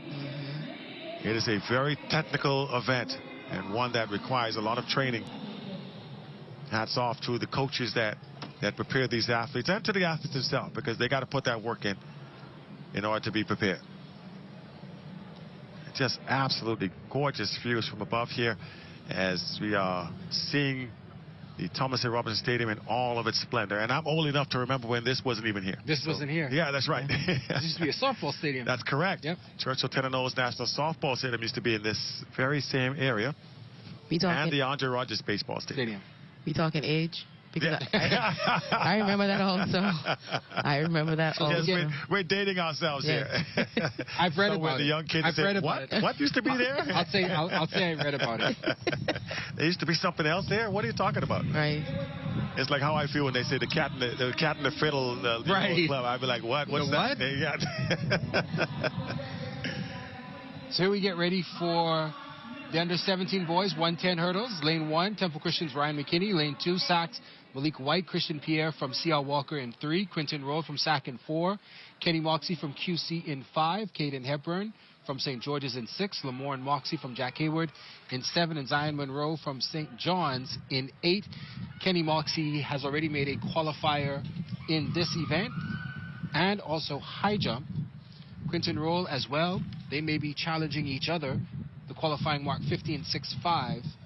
Roll from Sac in lane 4 already ran a 15.13, and Kenny Moxie ran 15.35 coming into this competition. And they are right in the middle of your track, so those are probably the two athletes you probably want to keep an eye on. You can see right away they're distancing themselves, especially the young man from St. Augustine's College, Quinton Roll, who is now running away from the young man from QC, even knocking down a hurdle, but and another one, and still wins comfortably. Lane 4, Quinton Roll, St. Augustine's College, and he is excited. Apparently, he's loving the time he just put up. Quinton Roll putting on a show here as Kenny Moxie comes over and gives some congratulations. If that time stands up, it is 14.66. He likes the time, and of course, if he had already qualified previously, to win here almost guarantees him a spot on the CARIFTA team. I think his excitement was that, but a 4.66. Yeah, that. And he was knocking down hurdles. I think he knocked down. Yeah, he knocked down 2 of them. 6, 7, and 8. There's one right there, and there's another one back to back. Yeah, and he clipped the last one as well. He took down 9. He took down 3 of them. Yeah. So those last 4 hurdles were an adventure for him, and he still ran under 15 seconds. That tells him a lot, I would imagine. If he can clean up his race a little bit, he's really going to be a force to reckon with, especially in the CARIFTA Championships roll around. 14.66, very well under the time required for CARIFTA, but at the same time, you not only have to go under, you have to win that event at the CARIFTA trials. And I think that his excitement was somewhere tempered between the two of getting not only the time, but also the placement. Indeed. Congratulations going out to him as we see the warm still continuing for the under-20 boys shot put, which will, I see them actually doing some measurements here, so maybe they have started. Jay Philippe is standing by with St. Augustine's College's Quinton Roll, who just pretty much etched his name in the CARIFTA team. Maybe, Jay, will you put him on the team already, Jay? Quinton Roll, 14.65. What a time. You see him excited after the race. Talk about that. It was a good race. I want to thank my little coaches, thank my mother for the support. Keep pushing me through. I ran 14.86. I wanted to run a faster time. I did my best. I PR'd. I just want to thank God for what He has done for me so far. It was a rough season. There you go, Quinton Roll, this year's champion, national high school champion. Back to you, Chris. Quinton was kind of clear over the first 5 hurdles and then just started to clip them. So again, think about what his time would be without that. He was very smooth over those first 4 and then started to clip coming on later on in the race. So just judge how well he will be if, like you said, he can clean that up with his coach heading into CARIFTA, which more than likely he will be on that team. Yeah, you're thinking about maybe a 14.5, somewhere around those regions. He may even get lower than that. Yeah, I think he'd get very low 14 with the speed that he has, because he clearly has the foot speed between the hurdles. Just being able to cut down on clipping the hurdles will give him that added speed and added time that he shaves off with that. So a great run there for Quinton Roll. As we see, the competition is underway, and the under-20 boys shot put back to the competition there in the triple jump pit. And that is St. George's competitor hitting the runway. That is Alexa Bullitt. I don't know if she's a bullet or if she's a bullard. Bullard. You know, you gotta be careful. You gotta let me know. Just spell it one time. Right.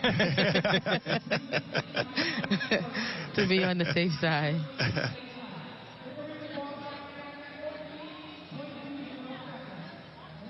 And, I'm watching the shot put right now. Some of the, sometimes you can tell the ones that are in there because coach said you got to throw the shot put today, or the ones that are put the time in there really trying to win it. I remember doing that for points. We need some points. Yeah, go in there. Go run the 5,000 meters. Yes. For points. For points.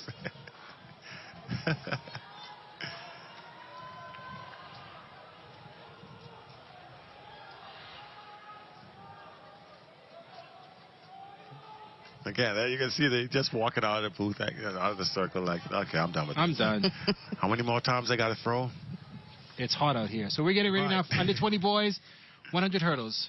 Smirkle, Stewart, DeVoe, Lang, Robinson, Sands, Brown, and Johnson. Watch out for Otto Lang in lane 4. He's going to have a fast start just like that. Lang out very quickly over. Very smooth. He's being challenged, though, to Sean Robinson from St. John's. St. John's taking it over the last hurdle. It's going to be a foot race, and it is to Sean Robinson. I don't know if to call that an upset because to Sean Robinson, St. John's, man, he looked strong the entire race. And Otto Lang, who many consider to be the favorite coming into this race, but he saw, as he looked to his side right there, he looked up and he saw, wait a minute, I'm behind. Yep. I don't know if he was able to recover from that. They're going to owe the first couple of hurdles. They're very clean at this stage. It is indeed.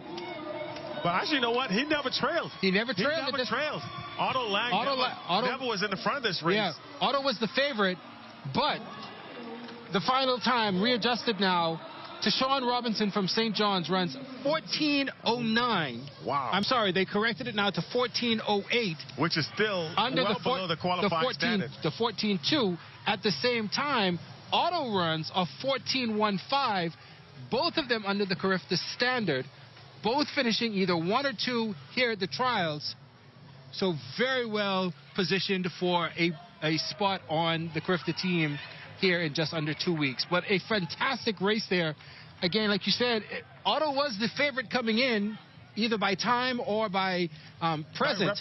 By reputation. But it was a fantastic race there by Tashawn. He came over very clean. I don't know if we can see the replay. He came over very clean on those first 3 hurdles and just dominated from there. I think Otto was clipping 1 or 2 of them. Yeah, I saw it at the end. That cost him. That cost him.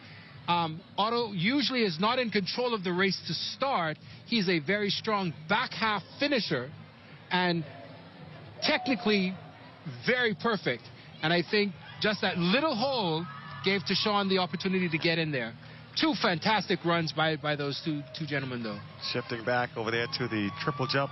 That looked like the young lady from St. Augustine's College, Bailey Major. Again, they're down to the final couple of jumpers there. So in that event, they're starting to wind things down. Give you an update. Bailey, along with Zoe, have been the class of that competition. Zoe Adley jumping unattached. What a fantastic run, though. That got the crowd buzzing. Yeah. That certainly got everybody excited. Seeing them come down the track like that, and it tells you.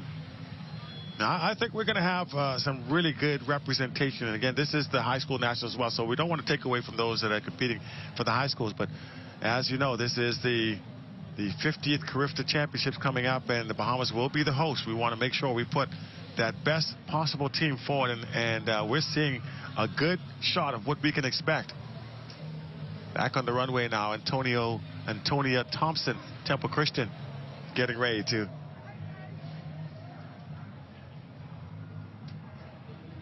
get things going. As they start to clear the hurdles from the track now, we're going to move into the 800 meters. That'll be coming up next. 2 laps around the track to decide a winner. That just sounds a lot. You talk about doing a race for points. One time I actually ran the 800 for points. I ran the 4 hurdles for points. Did you really? I sure did. And I came, okay, that trumps me by far. And I came second. There were 3 competitors in the race. I came second because the second place competitor knocked down too many hurdles. That's far back when you knock down too many hurdles. Oh, they would disqualify you. And I came third. My time was 4 minutes and some. I said that very quietly. But I got my point, which was most important. There you go. So we're going to do it. Get the points. Going to get the points. We're going to head right over, picking up a lot of points today to Sean Robinson, national champion in the 110 hurdles for under 20 boys from St. John's with Jay Philippe. Jay. Tayshawn Robinson, 14:08, a new personal best time. What a quick race. Yes, going into this race, I just told myself to stay focused and execute, and 14:08 the personal best, and the spot in the team was my outcome. You talked about execution. What was your strategy going into the race? My strategy was always to try and be the first to the first hurdle and just stay focused after that, and everything will fall into place. It came down to the last few meters, you and the other guy. What was going on through your mind once you saw he was to their left? Once I saw him, I just told myself, don't lose composure, just stick home, and step through the line and hold them off. There you go. Congratulations, Tayshawn Robinson. He definitely did not lose composure. You are the national champion. Back to you, Chris. Jay, thanks a lot.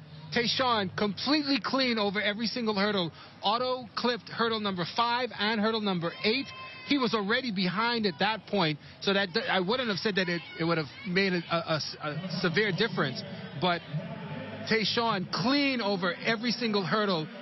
This is not only an event that you have to be fast, you have to be technically precise, and that's exactly what he did. Exactly what he did. We want to thank Elvisa Toot for coming by. We thank you so much, man. You've been very patient with us, and she sat here gracefully the entire time. I love it. Thank you so much for your expertise. Thank you for coming by, and I'm sure we'll touch base again before this competition. Thank you very much. Thank you, Chris. Thank you, Marcellus. And while they get ready for continuation of competition there, the 800 meters will be up next. Under 14 girls, 800 meters next on the track to start things off in that particular.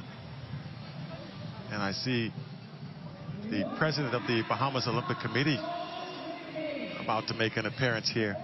Is Ramel Fish-Knowles. Good friend of the panel, as they say.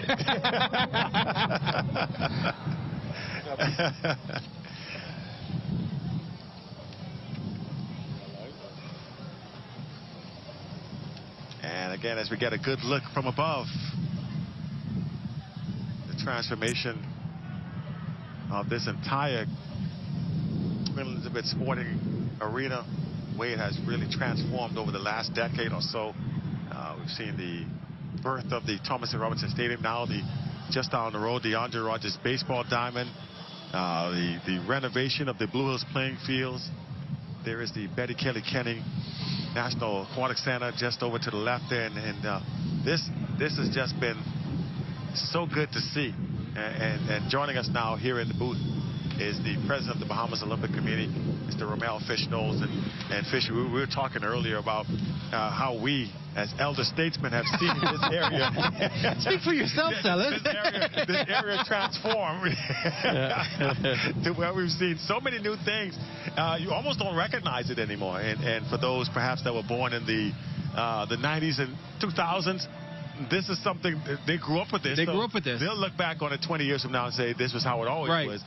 Meanwhile, to us, it looks totally different than what we saw as kids.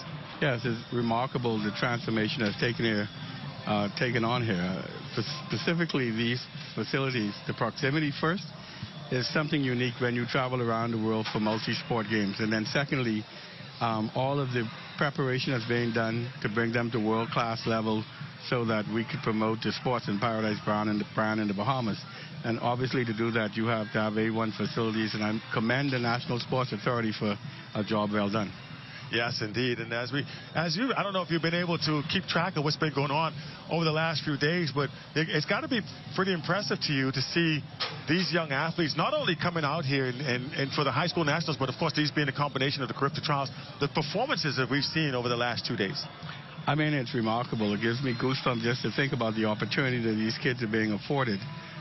First, to represent the island, to represent the school, for an opportunity to represent the Bahamas and to wear their national uniform. And I'm seeing some performances where kids are giving it all they got.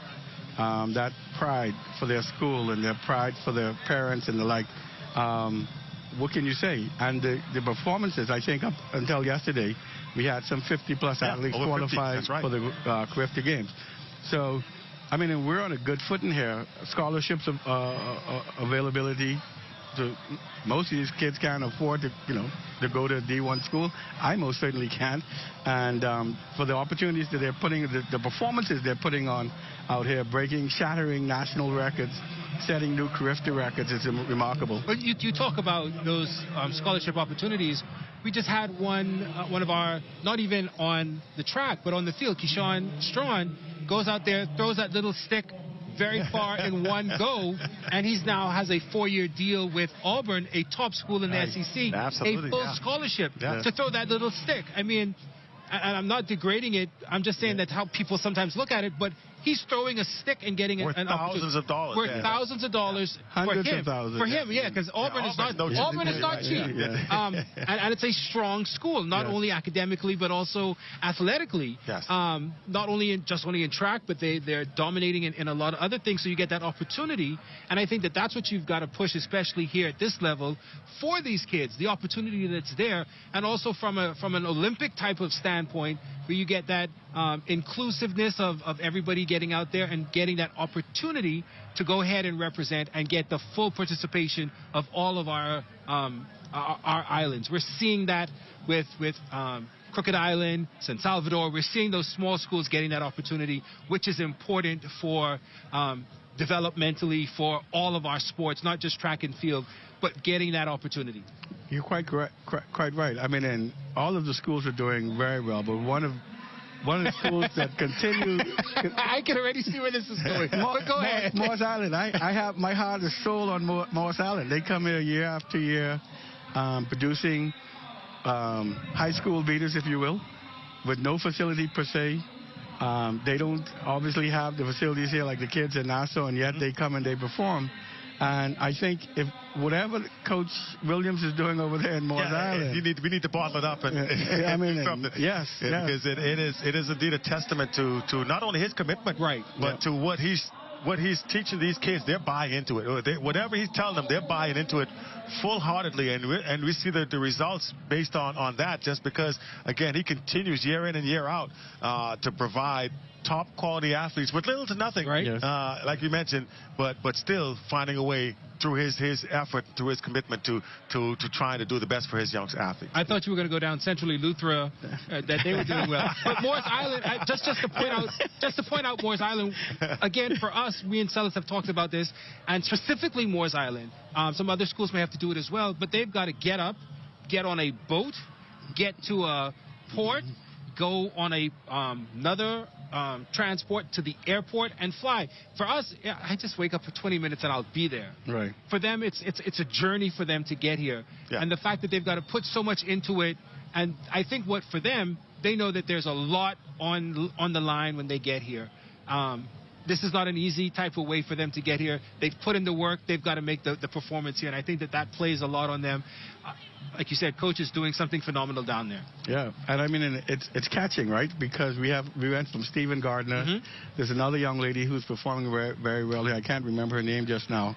And it's continuous. I mean, and it's just remarkable that he continues to put out these quality of athletes year after year after year. I think at one time, during Stevie's time, he had about 4 athletes. Yeah, there were actually 3 of them that were very, very good. Stevie obviously went on to have the most success, but he had like three top qualifiers in the quarter mile in that boys category, and just goes to show you he's doing some good things down there. And if I remember correctly, sorry, Celis, if I remember correctly, when they had the high school version of the World Relays, the segment there, that's right. They had a strong team there, and it wasn't like a team, hey, you come run. Yeah. It was a strong, competitive team. Yeah, absolutely. And nobody expected them to win. They came out of nowhere. Right. Exactly. These kids, Where they been? And they actually said that that's our drive. Yes. Nobody expected us to be here to compete. And that's our drive. Yeah. And that's what I think is important about having events like this, World Relays, the CARIFTA track and field championships. In our instance right now, the national championships in the big arena, to give them that opportunity to realize that, yes, I can do it. I can be on the big stage, and that's why it's so important. We have some medal ceremonies about to take place. We'll swing it over there. We'll resume our conversation on the other side of it. Let's see what's going on that trackside.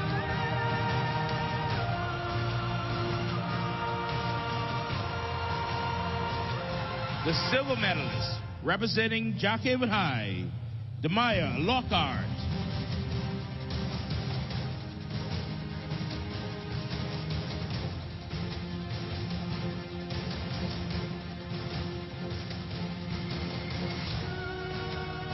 And our champion in the under 14 girls 75-meter hurdles, the gold medalist representing St. Augustine's College with a time of 12.83 seconds and a national high school record, Jayla Smith.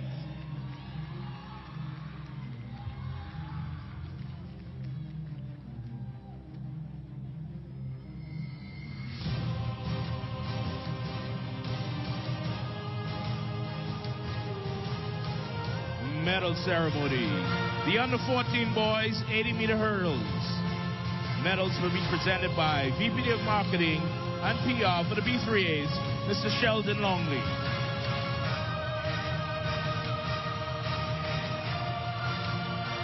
The bronze medalist representing Jockhaven High, Demisio Davis.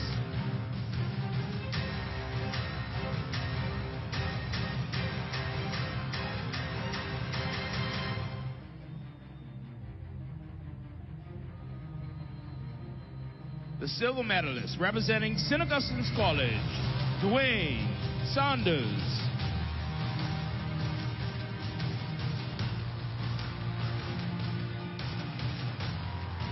And our champion in the under 14 boys 80-meter hurdles, the gold medalist representing St. Augustine's College with a time of 13.20 seconds, Nathan King.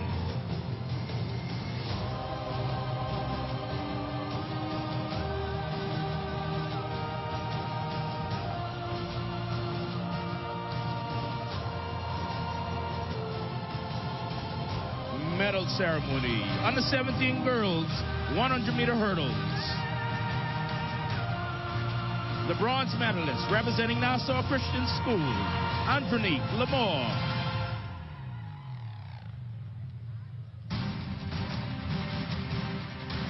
The silver medalist representing St. John's, Valentina Knowles.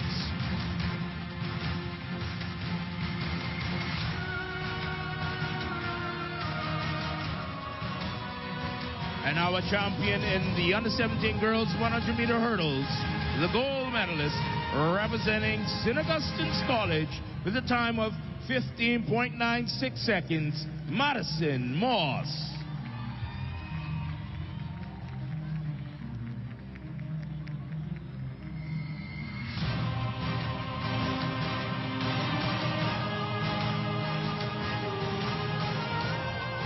Medal ceremony for the under 17 boys high jump.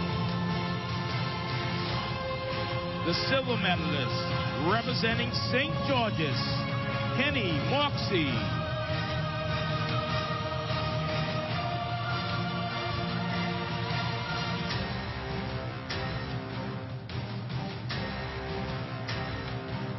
The silver medalist representing St. George's, Eris Pratt.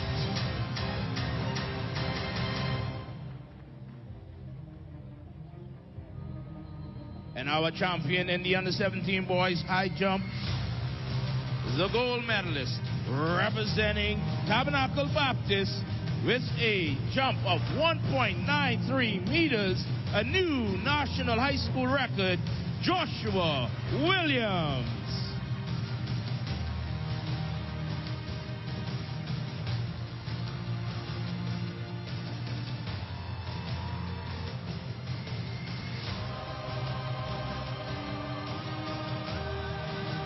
Medal ceremony. Under 14 boys high jump. The bronze medalist representing Temple Christian Schools, Dwayne Capron.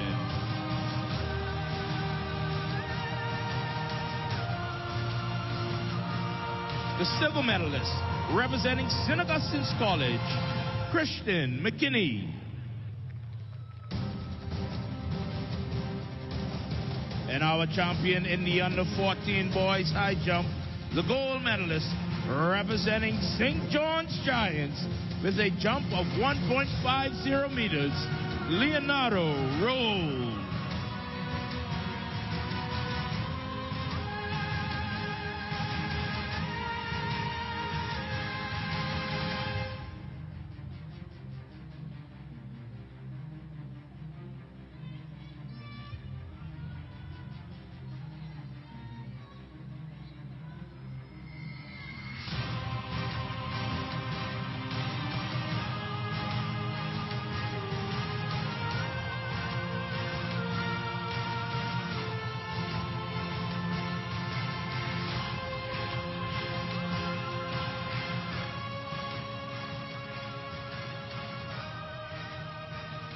You're almost pretty good in basketball.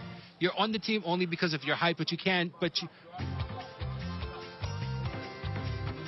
right, so apparently we're back up, but we thought we were all the time. We were all the time. Yeah, Karen, thank you very much. Thank you, my friend. I appreciate that. But it, you know, it does. Again, we were talking about the high school and the high jump and how well we've done over the last few years, and how now we're seeing more.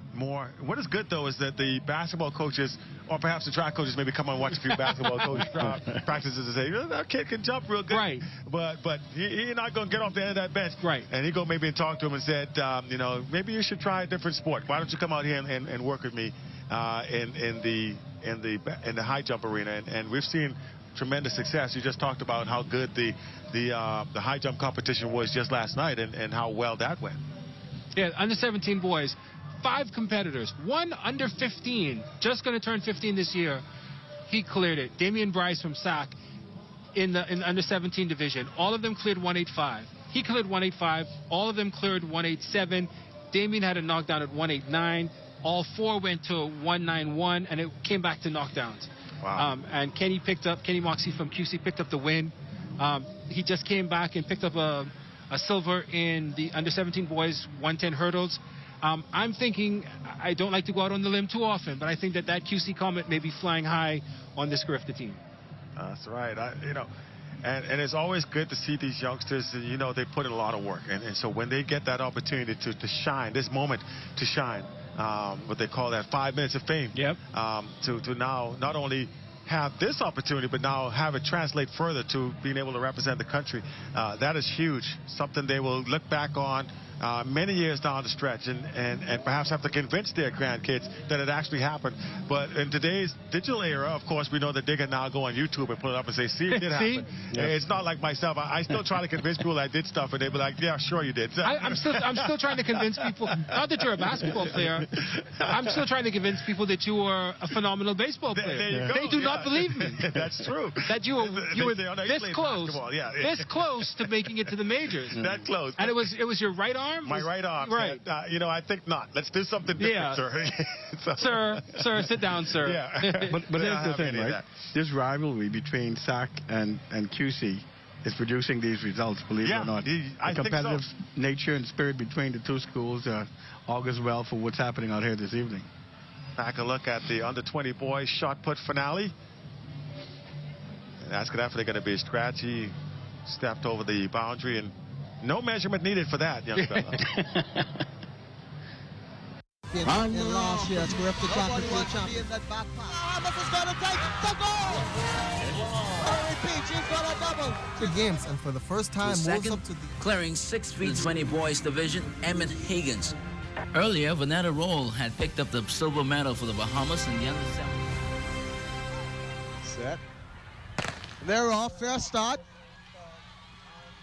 That is Melanie Walker in lane number 3 right there, neck and neck with Chandria Brown from the Bahamas in lane number 4. Also making a move in lane number 6, Tracy Ann Rowe from Jamaica. And as they come around the 50-meter mark, it is Chandria Brown from the Bahamas pulling away from the field. She's going to repeat. She's going to double. She's going to win both 100 and 200 meters. Chandria Brown, the 200-meter champion. Jamaica finishes 2nd and 3rd.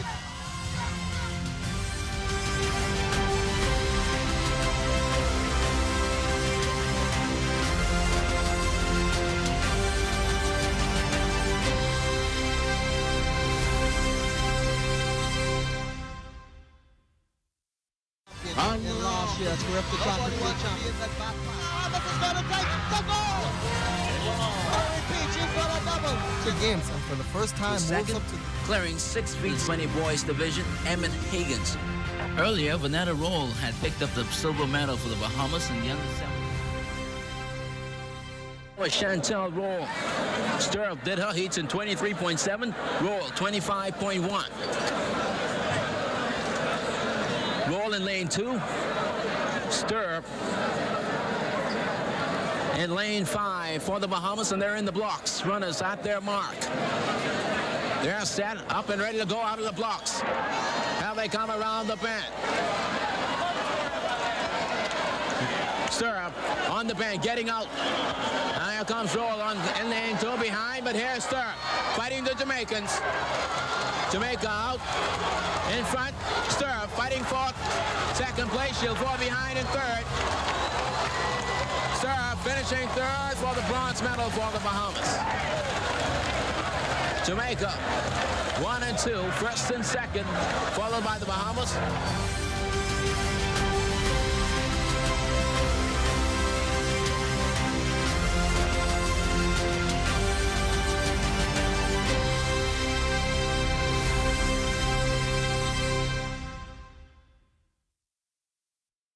In last year's CARIFTA Track and Field champions at back. Bahamas is going to take the goal! She's got a double. 2 games, and for the first time, moves Second, up to... clearing 6 feet 20 boys division, Emmett Higgins. Earlier, Vanetta Roll had picked up the silver medal for the Bahamas in the under-17 at the same height. Papal on his final attempt. Here he comes down the runway, goes up, and he clears it at 11.8. Randy Papal and his teammates over there are cheering him on, standing on the track. Gets 5 from Dobble. Papal, after knocking it down twice, finally gets over the bar at 11.8. Dobble getting set to make his approach. Here he comes down the runway, sets the pole up, and he clears it. Michael Cohen of Jamaica and bronze medalist Keita Klein, British Virgin Islands. Dobble successful on his attempt at 11 feet 8 inches.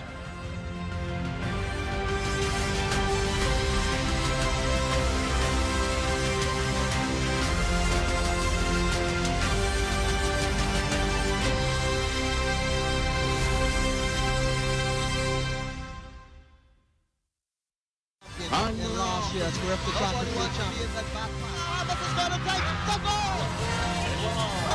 She's got a double. 2 games, and for the first time, moves Second, up to... clearing 6 feet 20 boys division, Emmett Higgins. Earlier, Vanetta Roll had picked up the silver medal for the Bahamas in the under. Following the opening ceremony, it was back to competition. The Bahamas under-17 girls went to work in the discus. Marcia Taylor, with a toss of 121 feet 9 inches, won the gold, the first for the Bahamas at the games. Teammate Marcia Minnes right behind Taylor, picking up the silver at 106 feet 8.5 inches. Across the field at the boys under-20 shot put, Ulu Tinabu out of Eleuthera finished 7th at a 39 feet 7.25 inches. Meanwhile, back on the track, Lyndon Hepburn in the boys under-20 800 meters, clocking a personal best of 1 minute 53 seconds to qualify for the finals. It was then on to the finals of the 200 meters in all divisions. This was the highlight of the opening day of the games.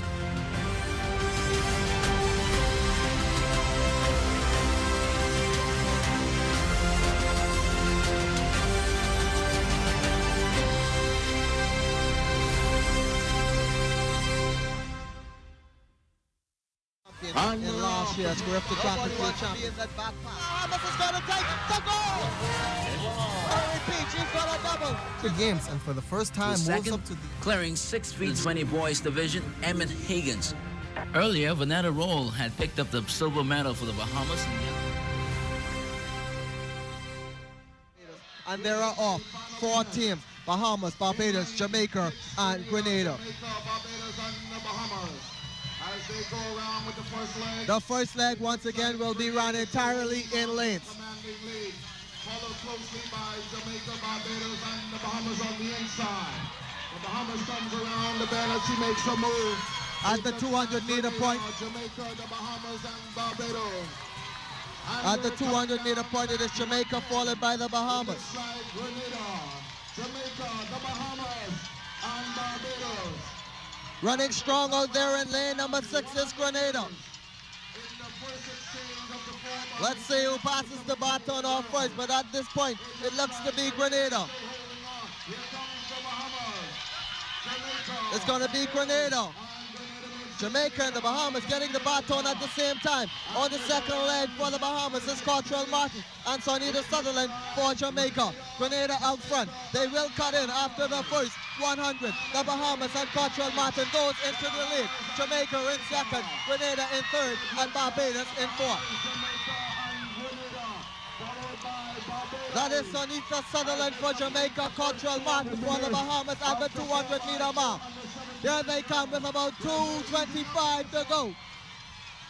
1:50 to go. It is still Bahamas running strong. On the third leg for the Bahamas will be Tamara Rigby. For Jamaica it will be Rosemary White.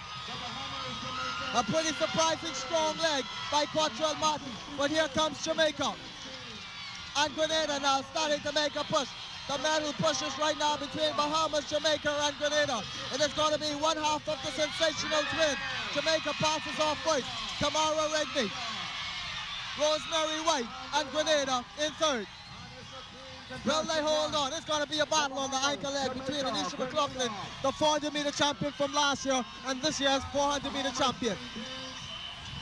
Well, If it comes down to a sprint, a sister got to give her a good lead. Here comes Jamaica.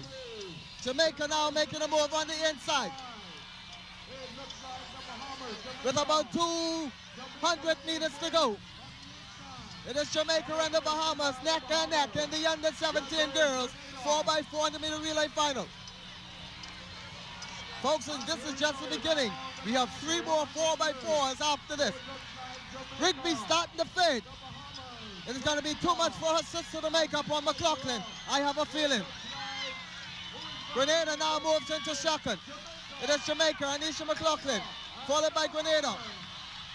And here goes Tavara Rigby, the 400-meter champion, trying to bring the Bahamas at least into silver or gold. She has a lot to make up. Will it take a lot out of her because she's going to try and make up a lot of ground, Rupert? Yeah, she's pushing it. She's pressing. Here she comes. But if it comes down to a sprint, we've already seen the foot speed of Anisha McLaughlin from Jamaica. 200 meters to go, and the lead is just about 5 meters for Jamaica. Now we can see that early push is starting to play a factor on Tavara Rigby. They straighten out as Jamaica, followed by Grenada and the Bahamas. And there goes the extra burst of energy for Jamaica and Anisha McLaughlin. They will go on to take the under 17 girls 4x4, the first team to do it, followed by Grenada, and the Bahamas comes in third. A weak third leg for the sister Tamara Rigby. Didn't expect that out of her.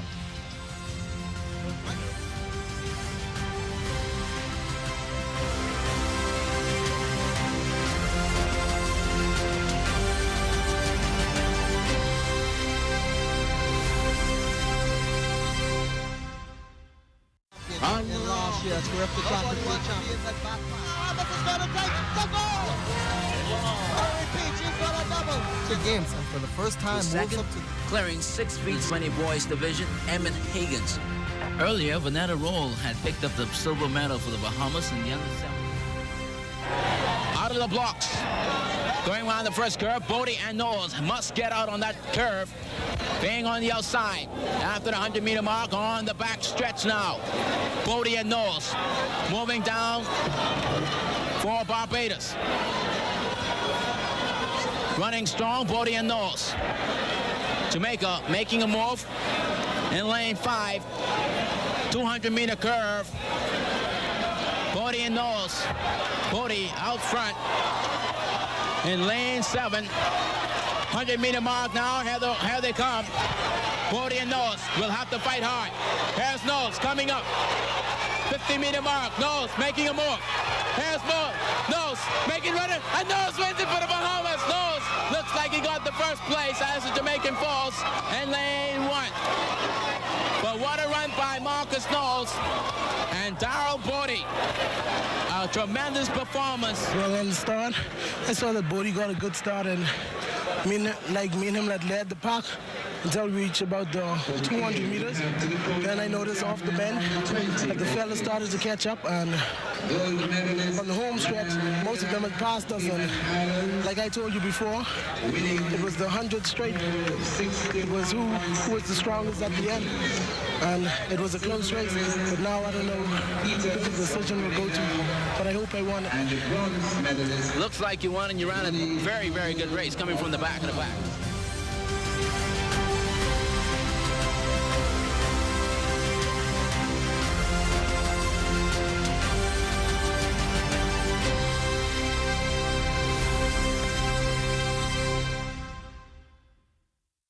The folks in the stands there, and I saw earlier Antonio Beckford and of Nassau Christian Schools probably checking out some of his athletes. You can see some of the parents and coaches and family all here to lend support to these youngsters and what they hope to accomplish. You know, in a few June, I should say, we'll be carrying a team to the CAC games. Yeah. A lot of these kids are voted, if I will, to be on the CAC games team, and then in August to the Trinidad Youth Games. Oh, okay. So Trinidad's having the youth games? Yes. It's nice. So the opportunities are endless. I mean, you think about it, there are so many competitions nowadays that these youngsters can avail themselves of, and the opportunities are just boundless. Yes. Right? And so many of them now will take this opportunity. We talked about, kids now getting scholarships left, right, and center, and that is good for the country. That is good for them. It's good for the country, and just so much positivity out of it. We always see the negative stuff. We always hear about the shootings and all the other stuff, the gangs and whatever. But there are a lot of kids out there that are doing good things. There are a lot of parents that are teaching their kids the right way. And perhaps what happens from this, as we see more positive stories, and maybe some of those kids that are perhaps taking the wrong path, take a relook again at themselves and say, you know what, maybe I could do something different and try a different approach to what I want out of life. And so, that's what we hope at the end of the day. Yeah, sports, it develops and builds character, builds the right attributes for kids to become outstanding citizens and make meaningful contributions to their country. There's some 1,200 kids, I'm told, out here today. And they're proving that fact that, through sports, the opportunities are endless. 1,200 athletes started out competition over these last 3 days, and I don't know that I've ever seen that number. That is a lot when you think about it. Just imagine, and that's why we went back. We talked about the backhoe officials, how they have to coordinate all of this, and the race and the meet coordinators and everybody else to make this run smoothly. For instance, the CARIFTA championships will have a lot of countries here, but there'll be maybe 600 athletes. Yes. And so you got double that over these last 3 days, and to try to make that happen as we get a good look at some of those backhoe officials who've been really working hard. Yeah, extremely hard. And the red and white is all over the place. Ubiquitous. Yeah. Yes. Where's my dictionary? I said that earlier. He threw another one at me earlier. I said, look at Chris trying to stretch my vocabulary. But at the same time, you have to point out that there are a lot of officials with Baco who are from the second city, and I think there are some from Family Island. So there is that inclusion that gives them the opportunity to perform it at events like this, to give them that chance and to move on and maybe look at moving up in the ranks in terms of Baco. Well, it shows that we're completely complete, Baco. right? We're complete, really. We can handle all of the events. We can put on events. And we're right on the cusp of doing something really significant for the country. CARIFTA is coming, and I know that we're going to put on a big show there. But, boy, I can't wait. And I get excited just to know that perhaps in the 70s and 80s you may have 2 or 3 qualified officials. And today, look. Yeah, it's boundless. Yeah. It's same thing with coaches, right? We used to only have a few coaches that were qualified, and now we got dozens. Yeah. It's amazing the amount of track clubs that have sprung up, and they're all well stocked with athletes. So it says, there is a need for it. There's a cry for it, and these youngsters are just looking hungry for something to get into that's gonna take them in a positive direction. Whether it's track and field, whether it's boxing, whether it's basketball, whether it's baseball, softball, and the list just goes on and on and on. And I'm so happy now that we have all these programs in place. And kudos to the Bahamas Olympic Committee and other associations like yourself who have really put forward the avenues to allow these events to not only take place but to flourish and grow. Yeah, I mean, and just to show how rounded we are, I think 2 days ago I got a call for us to send technical officials to Trinidad. So, I mean, and the Bahamas has really come of age. Not only the opportunities boundless for athletes, but even for officials. I suppose now that, you know, we're hosting these events, we're doing very well, and other countries want a piece of our officials. Where the officials are going to Trinidad? Yeah. Somebody has challenged me to say the name of the former Prime Minister of Trinidad, Kamala Prasad Bisesar. Right. They didn't think that I could say it, and I'm going to say it twice, Kamala Prasad Bisesar. But she is one of my favorite politicians in the region. Just making sure everybody heard that. But the fact that our officials are being asked throughout the region says a massive amount of trust in us. Yes. Because, again, we are a country of between 400 and 500,000. Trinidad is at least close to 1 million. The fact that they're asking us and not the reverse is very important.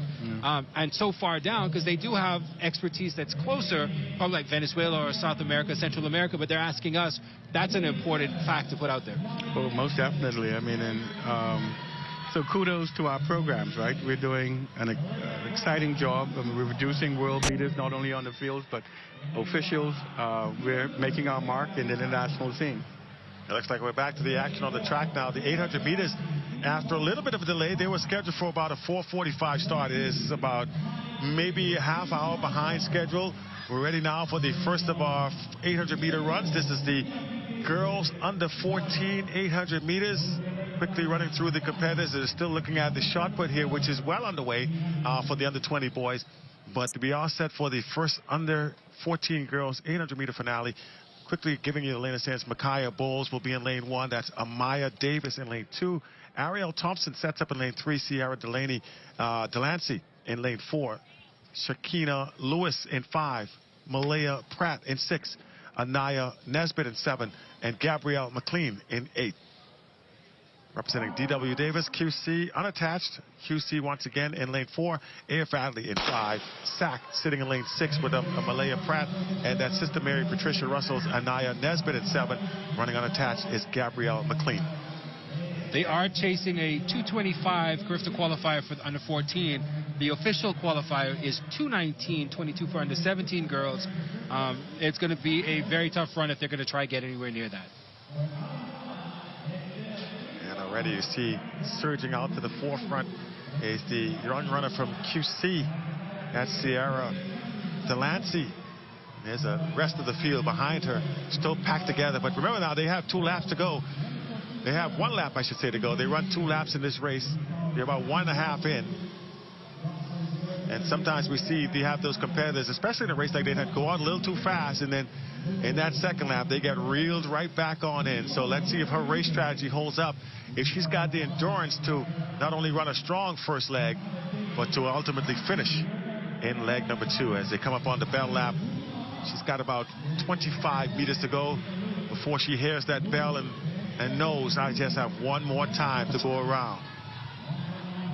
Sierra Delancey from QC does come in with the faster time in the faster seat at 2:44.48, but it's going to take a lot here on a negative split to try to get back up here to get anywhere near that 2:19 or 2:25. And you see the lead has shrunk as well. That she had like about a 50-meter lead a short while ago, but now the rest of the field has indeed caught up, and you can see just behind her is the young lady from D.W. Davis, Micaiah Bowles. So we're seeing some strategy here as well. That's actually Shanika Lewis. A.F. Adley, who was right behind her. Had an impressive first day and saw her run very well in the heats. And despite her diminutive size, has got a big heart. She slipped in right there on the underneath of Delancey. Never saw her coming, right underneath the arms. So she's so very small. Yes. To get around there, she's going to take the slight lead here. So this is where the length of the stride, though, is going to pay off. And it takes some patience, really, to hold back and let the young lady go ahead and decide, well, I'm going to continue to hold my pace and run my race, right? That might have been a miscalculation because I don't think they're catching her anymore. That is a heck of a run right now by Shakina Lewis of AF Valley as she now pulls away from the field. Great race. I saw her run yesterday. She looked so comfortable running. I was like, man, you know, she looks like she does this a lot. And she's one of those natural distance runners, I do believe. You see her with a comfortable stride, well-trained. I'd love to see who trains with on a regular basis. But great run there for the young lady from D.W. Davis. Sorry, from AF Valley. I don't know why I keep wanting to put her in D.W. Davis colors for some reason. But she does run a 2:46.5, saves off about 6 seconds from her time from the heats. So a great run there by Shakanaya Lewis from AF Valley. A credit to her coach. She really ran her race, right? Yeah, she did. So her bide her time, was able to squeeze by on the inside. Literally. Yeah, really. In a very literal sense. Took advantage of her size, able to squeeze through just a little crack there on the inside. Not having to go around probably helped a lot. Yeah. And able to see that little gap, shoot on through, and never look back. As the under 20 boys final continues there in the shot put.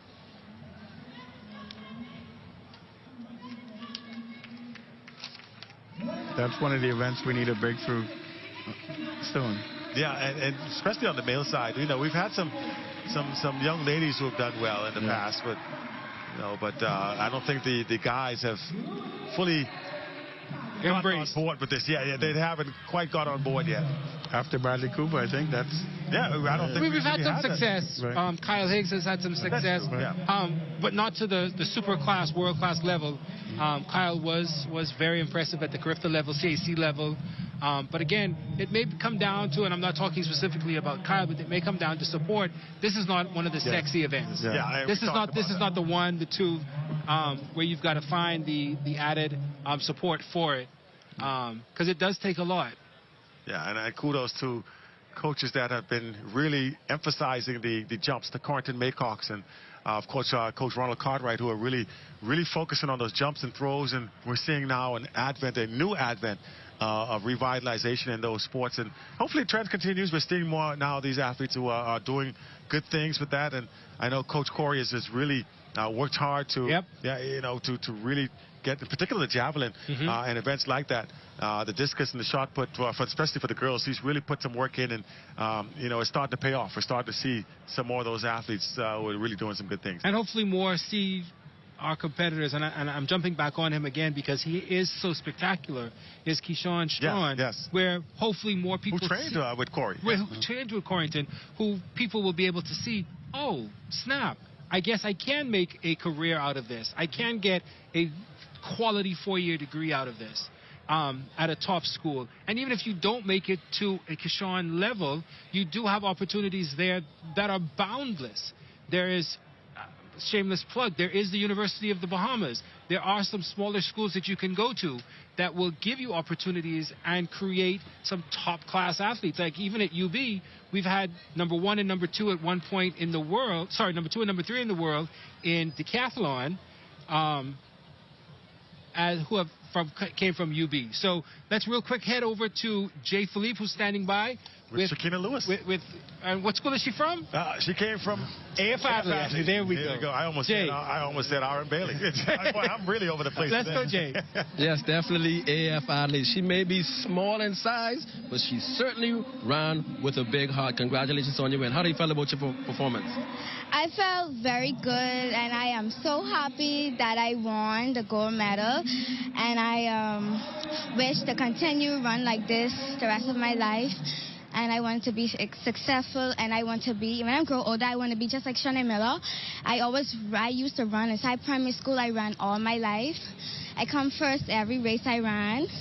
Sometimes I might have came like 4th or 5th, but I still didn't stop me from running and stop me from being who I am today. So I thank God for that, and thank God for waking me up every morning to see this day.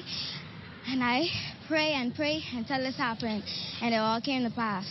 Wow, what a testimony from Lewis, your under 14 girl 800-meter champion. She said it. She hasn't lost a race. She wants to be like Shawnee Miller-Weeble. Congratulations. Good luck. Back to you, Chris. Well, you talk about an old soul, right? She's got an old soul. I like the fact that you said I never lost a race, except those few times I came before. I love her spirit, like you said. Yeah. I like her spirit, and she has a clear goal that she wants to go after. And I think that proves our point that we were talking about. She's seen Shawnee somewhere. She knows that she's Bahamian. She may have seen Shawnee here and said, that's what I want to be like. Yeah. She can point to somebody who shares the same clear hero. Who shares the same passport as you, that you can say, this is who I want to be like. And I'm surprised, she kept going and kept going and kept going. Yeah, well spoken. Yeah, I was shocked and pleasantly so. Right. Yeah. A lot of times you see young athletes and they're very uncomfortable. With their answer is yes. Yes, sir. Yes, sir. Yes. So good to see that young lady getting an opportunity to show not only her ability on the track, but also her intelligence as an orator. We talked about the fact she's got a good career, maybe as an attorney or politician one day. Who knows? Meanwhile, we are ready for the under 14 boys now. Let's see if they can provide the same level of excitement we just saw in that race with the under 14 girls. Very quickly, let's give you those lane assignments. Lane 1 is empty. That's Denzel Clark, who was supposed to show up. He's not here. Meanwhile, there's Amari Bethel of North Long Island. He'll be running out of lane 2. Anthony Saunders, St. John's in 3. Cordell Monroe, St. John's, they're underway in lane 4. R.J. Roberts has lane 5 from SAC. Also from SAC, Kalen Brown in lane 6. Katiro Sherman in lane number 7. He's running unattached. And Tiro Bannister, QC, in lane number 8. And they'll start to cut in now as they get past the 300-meter mark. We were talking earlier about this race a few years ago. What did you call us again, Zealous? Statesmen? Yes, elder statesmen. When we were not elder statesmen, you would talk about, there was a discussion, should the 400 be considered a sprint?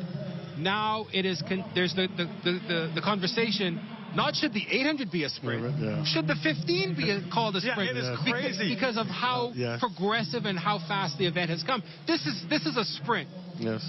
The 800 is now a part of the, quote, sprinting conglomeration, if you want to call it that. Yeah, it used to be, and again, dating myself anyway, back in, We're close enough, the 80s. Back in the 80s, when you would run this, you would save something for the last lap. Right. Nowadays, the gun goes off, these guys take off in a full sprint, and they run close to a 49-second first lap, and then, so they're almost at world class when you're talking about the quarter mile, and then they go ahead and run another lap at basically the same pace. So it has indeed progressed to where we almost consider it a sprinting event at the 800-meter level.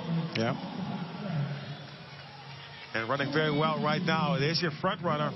That's R.J. Roberts from SAC being chased by Anthony Saunders, no relation, from St. John's. No relation to yourself, you mean? Correct. Took me a second there. I'm like, wait a minute, what? Is there another Saunders in the race? They're chasing 207, the CARIFTA qualifier for under 17. They're very much off it in terms of their seed time. But a strong run here from R.J. Roberts from SAC. And again, that's nothing to say on them. This is an under 14 division that we're seeing here. Yeah, and they would not be able to compete at the CARIFTA championships anyway. They do have an age limit in place where you have to be at least 14, if I remember correctly. We saw that we had a young lady that was 13 years old that is already, she made the CARIFTA qualifying standard, and unfortunately unable to utilize that effort to compete. Hopefully she stays with it and will be back again next year. There's the last few runners, and look at that, RJ just kind of was a little saunter, kind of walking off as if I'm here, I've done this, and what else did you expect? Well, he does shave about 8 seconds off his entry time. He came in at 2:30.82, runs 2:22.06 to pick up the win there. Good run there for a young man from St. Augustine's College, R.J. Roberts.